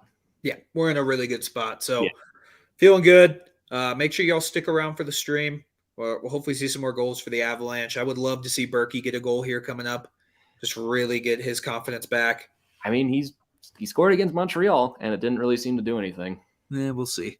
I want Berkey to succeed more than anybody, but at some point it's got to happen for a couple games in a row rather than just one every 5. Yeah. I would just love to see him get on a roll, man. Yeah. Wish I could have seen the Landeskog. I wish I could have seen it without having seeing red. Yeah. Rage cover my eyes. It was a good fight. I'll give Trouba some credit. He stood his own in that fight, but Landeskog had full control of that one. We're biased, but we think he did. Look at me. I'm a little biased. This isn't an Avs jersey I'm wearing. We'll see. Yeah, I found this on the streets. Yeah. I have no affiliation to the Avalanche whatsoever. My name on the screen has Avs in it. So. Oh, Griffin, I'm not to open up some wounds here, but they got on NHL Network the top 10 NHL rivalries of all time. Guess where the Caps Penguins one is right now? 5? No, man, number 8. All time, I get that. It's a thing that's been the thing for like the last 15 years. Yeah. But what's high? You'll have to tell me what's higher. Oh, I will. I'll let you keep going here. I figure like Rangers, Islanders, Flyers, Penguins, Habs, Bruins, Leafs, Habs. Did I say Flyers, Bruins? I meant Habs, Bruins. Yeah. Oh, dude, they just showed on the highlight McDermott trying to fight Trouba, and he was such a little baby and ran away. Yeah. I'd use some more choice words if we weren't on a live stream right now. And it led right to another Logan O'Connor goal. Yep. So suck it, Jacob Trouba. Landeskog ever lost a fight? Probably. That's a good question. I can't remember one. I mean, the thing about Landeskog fighting is like, he fights, but he doesn't fight unless he absolutely has to. Yeah. I think it catches other people by surprise sometimes. I think he likes to fight, man. Oh, yeah. He definitely does. But I think he also understands that we need him. Yeah. Yeah, got my Austin Matthews, Tim Hortons card saved. That's going to be worth a lot in the future, dude. I mean, Austin Matthews got off to a slow start with the wrist injury and just the Leafs not being that great to start and everything. Oh, there's a chance for Girard. He runs over. That'll probably be a penalty. True, but don't. Why are you going after Girard, man? There's McDermott mixing it up with. Yeah, there you go. Throw your gloves down, buddy. You don't get to touch anybody again. Yeah. So come on, let him go, ref. Let him go. Probably having a 5-on-3 for the Rangers here, yeah. To be honest. But yeah, Trouba's very tough when the refs are holding them back. Yeah. I mean, if you're gonna put McDermott in the lineup, that's what he's there for, man. Yeah. So probably a penalty to Girard for he just ran over. Yeah, it's goaltender interference for sure. I mean, he just straight up ran him over. I mean, there's no. He's out of his crease. He's out of his crease. You can't run over the goalie. I know, but he's out of his crease. He's out of his crease trying to make a save. You mean? I love that from McDermott. That's what you're there for, man. Yeah. That's what your money's worth. He grabbed Trouba right away. NHL is down tonight. The app, the website's down too, which is what I was talking about earlier. It's been bad the last couple of days, but I mean, are the Rangers on a 5-on? I would think they are. Maybe unless they even it up with Trouba in the box. Yeah, we got 2 guys in the box right now. Unless they put Trouba. Yeah, they're putting Trouba in too. So 4-on-3 for the Rangers. Wow, Trouba got penalized more for that than the hit. That's crazy. I have a comment. That's crazy, bro. I would argue he didn't even really do anything in that scrum. Oh, they're gonna kick McDermott out. That's fine. That's fair. Yeah, it's fair. Good job, Curtis. This is what they failed to do in the Leafs and Jets game. You got to get control of this. Yep. You got to get McDermott out of there. If you leave him on the ice again, he's going to start going after people. I love that. That's what Chris McDermott's there for, man. That's what he's there for. It's the first time he's done that. I mean, come on. Yeah. Thank you. That's what you're there for, Curtis. That's what we pay you the big bucks for. Yeah. And the costly draft picks. Yeah. Oh, man, that was crazy. So Girard in the box for 2 minutes for goalie interference. Rangers will have a power play here. Yeah, that's fair. I mean, you can't argue that. I mean, Huska wasn't that far out of his crease. He wasn't that far out of his crease. I mean, Girard doesn't have that kind of look all that often. So yeah. I'm pretty sure he was staring at the puck a little bit. That's one of the calls I will give the refs credit. They have called that pretty consistently all year. Yeah. No matter what the situation is, unless it's Tim Stützle scoring in Ottawa. But yeah. Look, we rag on officials a lot. Let's take a moment to give officials credit. They handled that situation very well.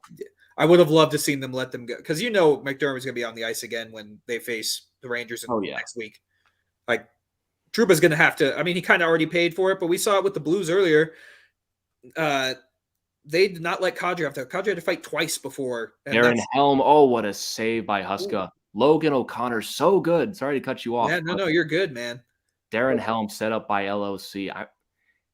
Is LOC making a case to be a top line winger? I don't know, man. I don't know. He's playing like it. I mean, he clearly is working. Yeah, it's clearly working. But like I was saying though, with Kadri, they made Kadri fight twice before and we still haven't even them in the third game. They may make him fight again. Yeah, I mean, you really never know. That was a good crossing pass, good deflection there. It's good penalty killing so far. That's a good little centering pass. Did not get through to Chris Kreider. The Rangers need a goal here if they're going to get back in this game. They got 9 minutes to score 4 goals. If they don't score on this power play, I mean, it's kind of done. Yeah. And we're reaching. That one just gets away from LOC, but good job keeping them away from scoring chances so far, at least. All right, that's a good feed from Adam Fox to Panarin. All right, good little block. 25 seconds left on this power play. Any news on Kadri? I haven't seen anything. I never even got a notification that he was out. That was me either. Giving us the thing that Altitude was saying he's out. And it's Darren Helm will kill off the rest of this penalty. Probably not going to get any news on Kadri until after the game. Hopefully it's not bad. Oh, chance for the Rangers, shoved wide by Frederick Gauthier. But that's another thing. Kemper's in perfect position there. There was nothing to shoot at. There was nothing to shoot out. Defense recovered too, and Kemper able to bail them out as the penalty comes to a close with 8 minutes and 40 seconds left. That you're asking for a lot for 4 straight goals in that amount of time against an Avalanche team that's playing well tonight. Yeah, the defense has looked better. I'd argue this might be one of our best games of the season. Defensive all-around game, yeah. All around.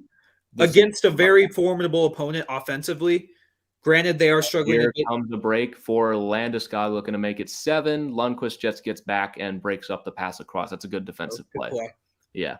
But against a good team, this is the first time the Avs have really, in a long time. Shut up. They just scored. Damn it.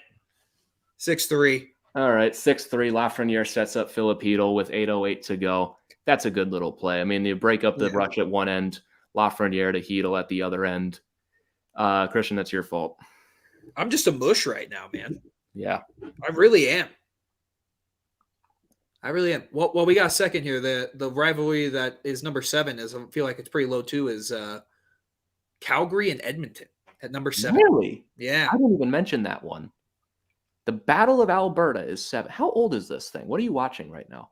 I don't know. It's right. It's on NHL Network because I'm blacked out. You know what? I think this is like a 5-year. I think I know exactly what you're talking about. I think it's like a 5-year-old thing. I think it was before even Vegas existed. They made this list. Oh. Okay, Kemper's at the bench. What is it his skate blade again? No way. Is he hurt? No way. Looks like he's hurt. Looks like they're tying his shoes. They're tying his skates. Okay. All right. That would have been hilarious if something else was wrong. Where did they buy his skates? I don't know, man. Where did they buy Darcy Kemper's skates? They had to have gotten them on Amazon for like $10. Yeah, probably played against sports.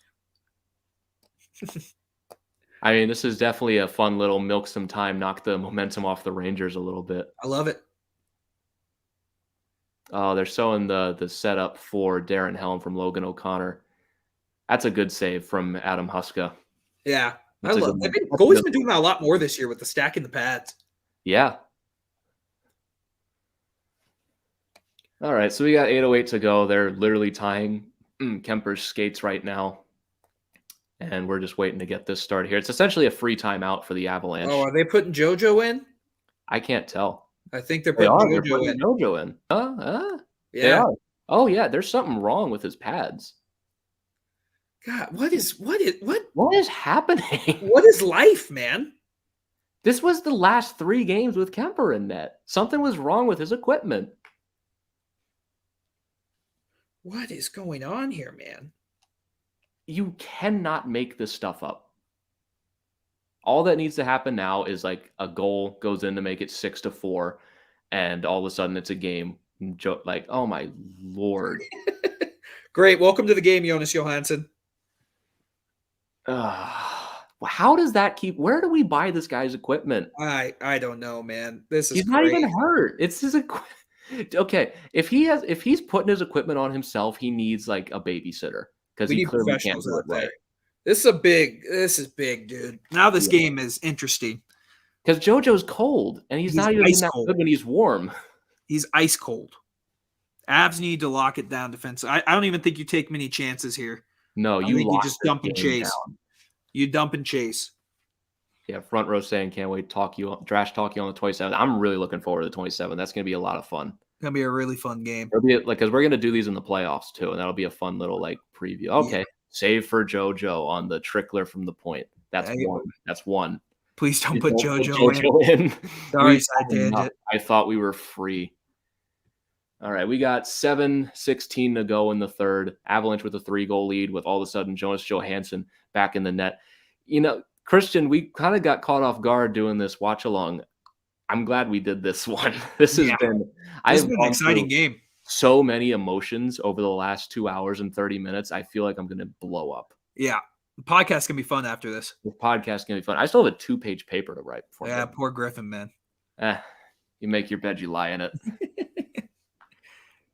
Dude, it's my specialty, last second papers. It's when I do my best work 30 minutes before the deadline. Fair. All right, getting some possessions here. 7-3. Let's go. That shot from the point looks like it got deflected in front.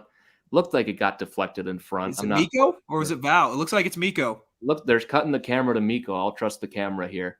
So that'll be the second of the game for Mikko Rantanen, and it's 7-3 for the Avalanche. And you know what? Feel a little better. A little bit better. Shot from Erik Johnson right to the stick of Mikko Rantanen. That's a beautiful deflection. Wow. All right, we got our own Leaf stream here. I mean, our last one went so poorly with the 8-3 loss, and now we got a 7-3. We still got 6 minutes to make it 8-3. Possibly. I would love to see it. Oh, Kemper's back. Yep, Kemper's back in net. Mikko Rantanen, 12th goal of the season, his second of the night. It's 7-3 Avs. I'm not one to prematurely announce victory. I think we're done here. Yeah, I think it's over. Hey, man, that's called back-to-back wins against. This one was a good opponent. This was no. I would say this is our best win of the season. Yeah, I don't know, man. I know you don't count the the Lightning game. I will defend myself. I was working that night, so you have a better collection than I do. Yeah, I think that was our best win of the year, just because Tampa Bay was closer to healthy than we were. Yeah, and we were also battered. I think if we're doing this against Shesterkin, it would be ridiculous, but it's still a really big. It's a top 3 win for the Avs right now. Yeah, absolutely. Yeah, Darcy gets his equipment from Sports Authority bankrupt sale. Yeah, not even the sales. The ones when they're going out of business. That's where he gets his pads from. Yeah, it's so we get JoJo more practice. I think it's a conspiracy. Jacob, we love you too, buddy. Let's go rack it up. We love it. Sir. And Jacob, boo. Let's go.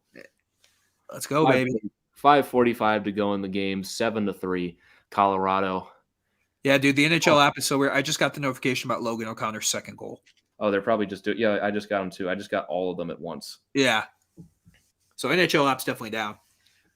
Let me refresh the NHL site, see if they fixed any of that. Nope, still at 6:05 in the second period, 4-2 on the NHL app. Oh, did they pull the goalie? No, TV timeout. Oh, okay. TV timeout. Avs up 7-3, 5:27 left in the game. Man, this like you said, man, this has been a range of emotion of a game. Jeez, man. I mean, between the McKinnon thing and we were losing this game after the first period. I was frustrated. Like, we shouldn't be losing this game. We score 5 straight goals. McKinnon gets knocked in the head. And all of a sudden, the third period, and all of a sudden they get one back. Kemper comes back into the net, and Kadri goes out where we still don't know why. I have not received any updates on Kadri. I mean, we don't have the broadcast just because of rights issues. We can't have the sounds coming in the background, and I'm waiting for a notification saying what's going on with Kadri, but all we have is Kadri will not return after sustaining a lower body injury. So it sounds like it was probably the same thing that kept him out of the Ottawa game. Yeah, but I don't know. Sustaining to me sounds like he might have gotten it during the game. I don't know. We're not going to get an update until the game's over, unfortunately. You won't get an update until Friday morning at morning skate. Come on, man. They'll say something after the game, but we won't have an update on if he'll miss time until Friday. I'd say. I mean, the Avs can't have this many nice things, right? No, we can't. We can't have a good win over a quality opponent and come out of it unscathed. No, you got to have McKinnon getting racked in the head. You got to have Kadri walking out with a lower body injury. Darcy Kemper can't tie his pads. We can't just breathe. It's 7-3, and I feel like I just ran a marathon. I'm tired, man. I'm tired. I have to do a podcast. I have to write a paper later. Yeah. Yeah, but we got the Avs Red Wings Friday night. All right, that's going to be a good game. A lot better than I thought it was at the beginning of the year. I think that's going to be a fun game. Yeah, it's going to be a fun one. I mean, it's Avs Red Wings. It's not the same as what it was, obviously, but first time both teams have been good in a while, though. Yeah. And the Red Wings, I keep looking at them like they've clearly fallen out of the playoff race at this point. Why is McKinnon in the penalty box? Sorry, man. I'm looking down. I have no idea. Okay, he kind of mauled a guy, but good for McKinnon. Who's he doing that to, though? I could not tell. Yeah, all I saw was like the last thing. So the Rangers are on the power play with 5:27 to go. I mean, I don't care. Yeah. This feels a lot like the Seattle game where it's like, just don't let Darcy's his goals against average go down. And then we did. Yeah. All right, clear it out to begin the penalty kill. Yeah, Andrew, we feel that too. And when will we be on next? I believe the 23rd when we play the Boston Bruins. And so we'll stream 2 Avs games in a row. We have the last game before break against Boston, and then the Vegas game on the 27th. Big save by Darcy right there. Yeah, we mainly have to do road games because Christian's a season ticket holder. Going to 39 of the 41 this year, boys. Let's go. And girls. Yeah, Montreal is so bad this year. I don't know if you saw the Tampa game last night, but they actually played well last night against the Lightning and then gave up like 2 goals in 2 minutes to lose in regulation. They're so bad this year. Yeah. Unbelievable. I don't feel bad for them. Yeah. I think the Canadians are the least likable Canadian team, personally. Oh, absolutely. Like, I know Toronto gets a lot of hate, but Toronto fan base gets a lot of hate. Toronto as a team, I don't have any beef with them. Montreal as an organization, I mean, with Bergevin gone, I can give him a little bit of a break, but Marc Bergevin definitely made some decisions during his tenure. We'll leave it at that. Yeah. But yeah, they have no Price, no Weber. I don't think it would have made them that much better. I don't think they would be as pathetic as they are right now, but I don't think they're anywhere close to the playoffs. I mean, Jake Allen's not playing bad, honestly. Yeah, their goaltending isn't horrific, and Carey Price, I mean, he's not like a constant 930. He's had his down years in the past. Yeah. And Dom Ducharme is not a great coach. I mean, they had a good run in the playoffs, and that happened. They got hot at the right time. Yeah. In a very strange year, they got hot against 2 Canadian teams. They beat the Leafs, who utterly choked against them. Yeah. That series is looked at more as the Leafs lost rather than the Habs won, which I kind of feel is correct. That was almost a bad hit from Jacob McDonald. Yeah. That could have been real bad. And then yeah. It's at the point in the game where we're clearly taking penalties, but the fans aren't even reacting because the game's over. I mean, the Rangers are still on the attack here. They're pushing here with about 3 minutes to go. Hit the post right there. With the post right there. But yeah, they beat what I was saying about the Habs. They beat the Jets, who were terrible last year. I can't believe they swept the Oilers. The Oilers were just that bad too. Yeah. Well, and then the West didn't call any penalties the entire series. Yeah. And then that Vegas series, Montreal played the best hockey I've ever seen them play for like 6 games, and Vegas just fell off a cliff. Well, I think Vegas came off the emotional win, and we'll see. And speak of the devil, Habs can't play hockey. I'm sure there's nothing behind that. Yeah, no ill will for sure. Yeah. Rangers and Denver game is going to be a bloodbath. Yeah. We'll certainly see about that. Rangers aren't going to be happy about this loss, and we're not going to be happy about what they did to McKinnon. So we got 6 days before that one. There's just always seems to be every team I follow. Oh my God, Gerard almost broke his neck. Oh Jesus, Sammy G. He had like a divot on the ice. He almost broke his neck along the boards. Yeah, that's gonna be a real fun rematch next Tuesday. Andrew asking, are we fans of WWE? I personally am not. I don't really follow it. Christian, what about you?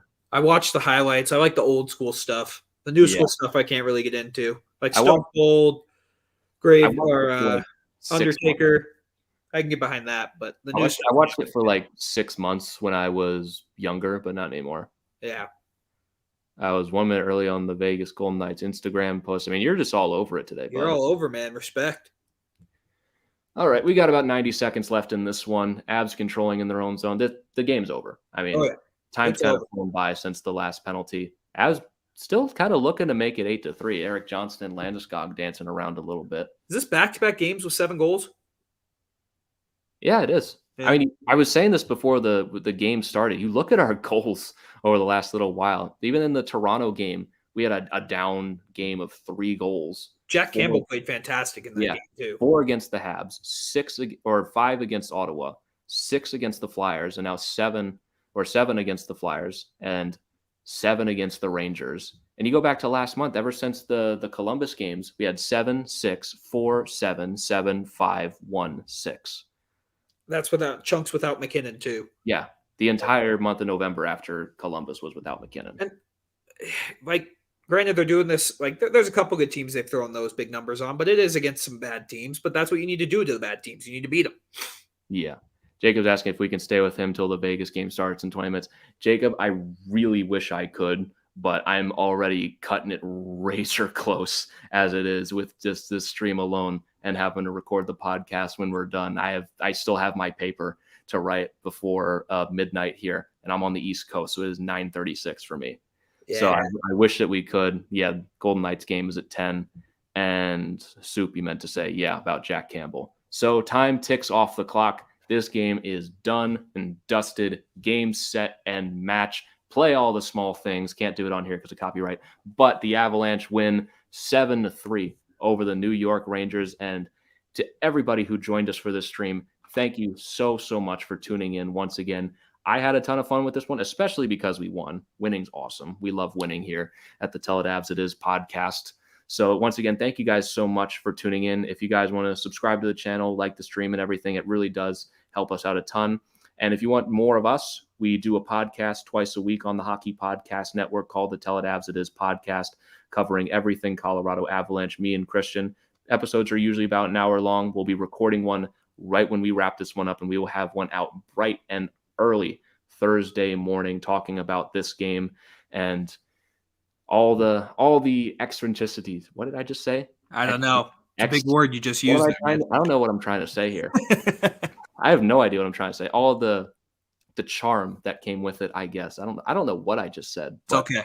Anyway, check us out, the Tell It Avs It Is podcast with me and Christian. You can follow us on Twitter. You can follow me at GYoungsNHL. You can follow Christian at Christian_Boulay. And you can follow the show at Tell It Avs It Is. And this has just been a blast tonight, guys. Thank you so much for the love and everything. We really do appreciate all of you. Andrew, Side Tangent, Johnny, Jacob, Bob, Andrew again. You guys are the best. And as for who the host is, I mean, for a while it was just me on the show. And I brought Christian on in October. So we're both equal hosts here.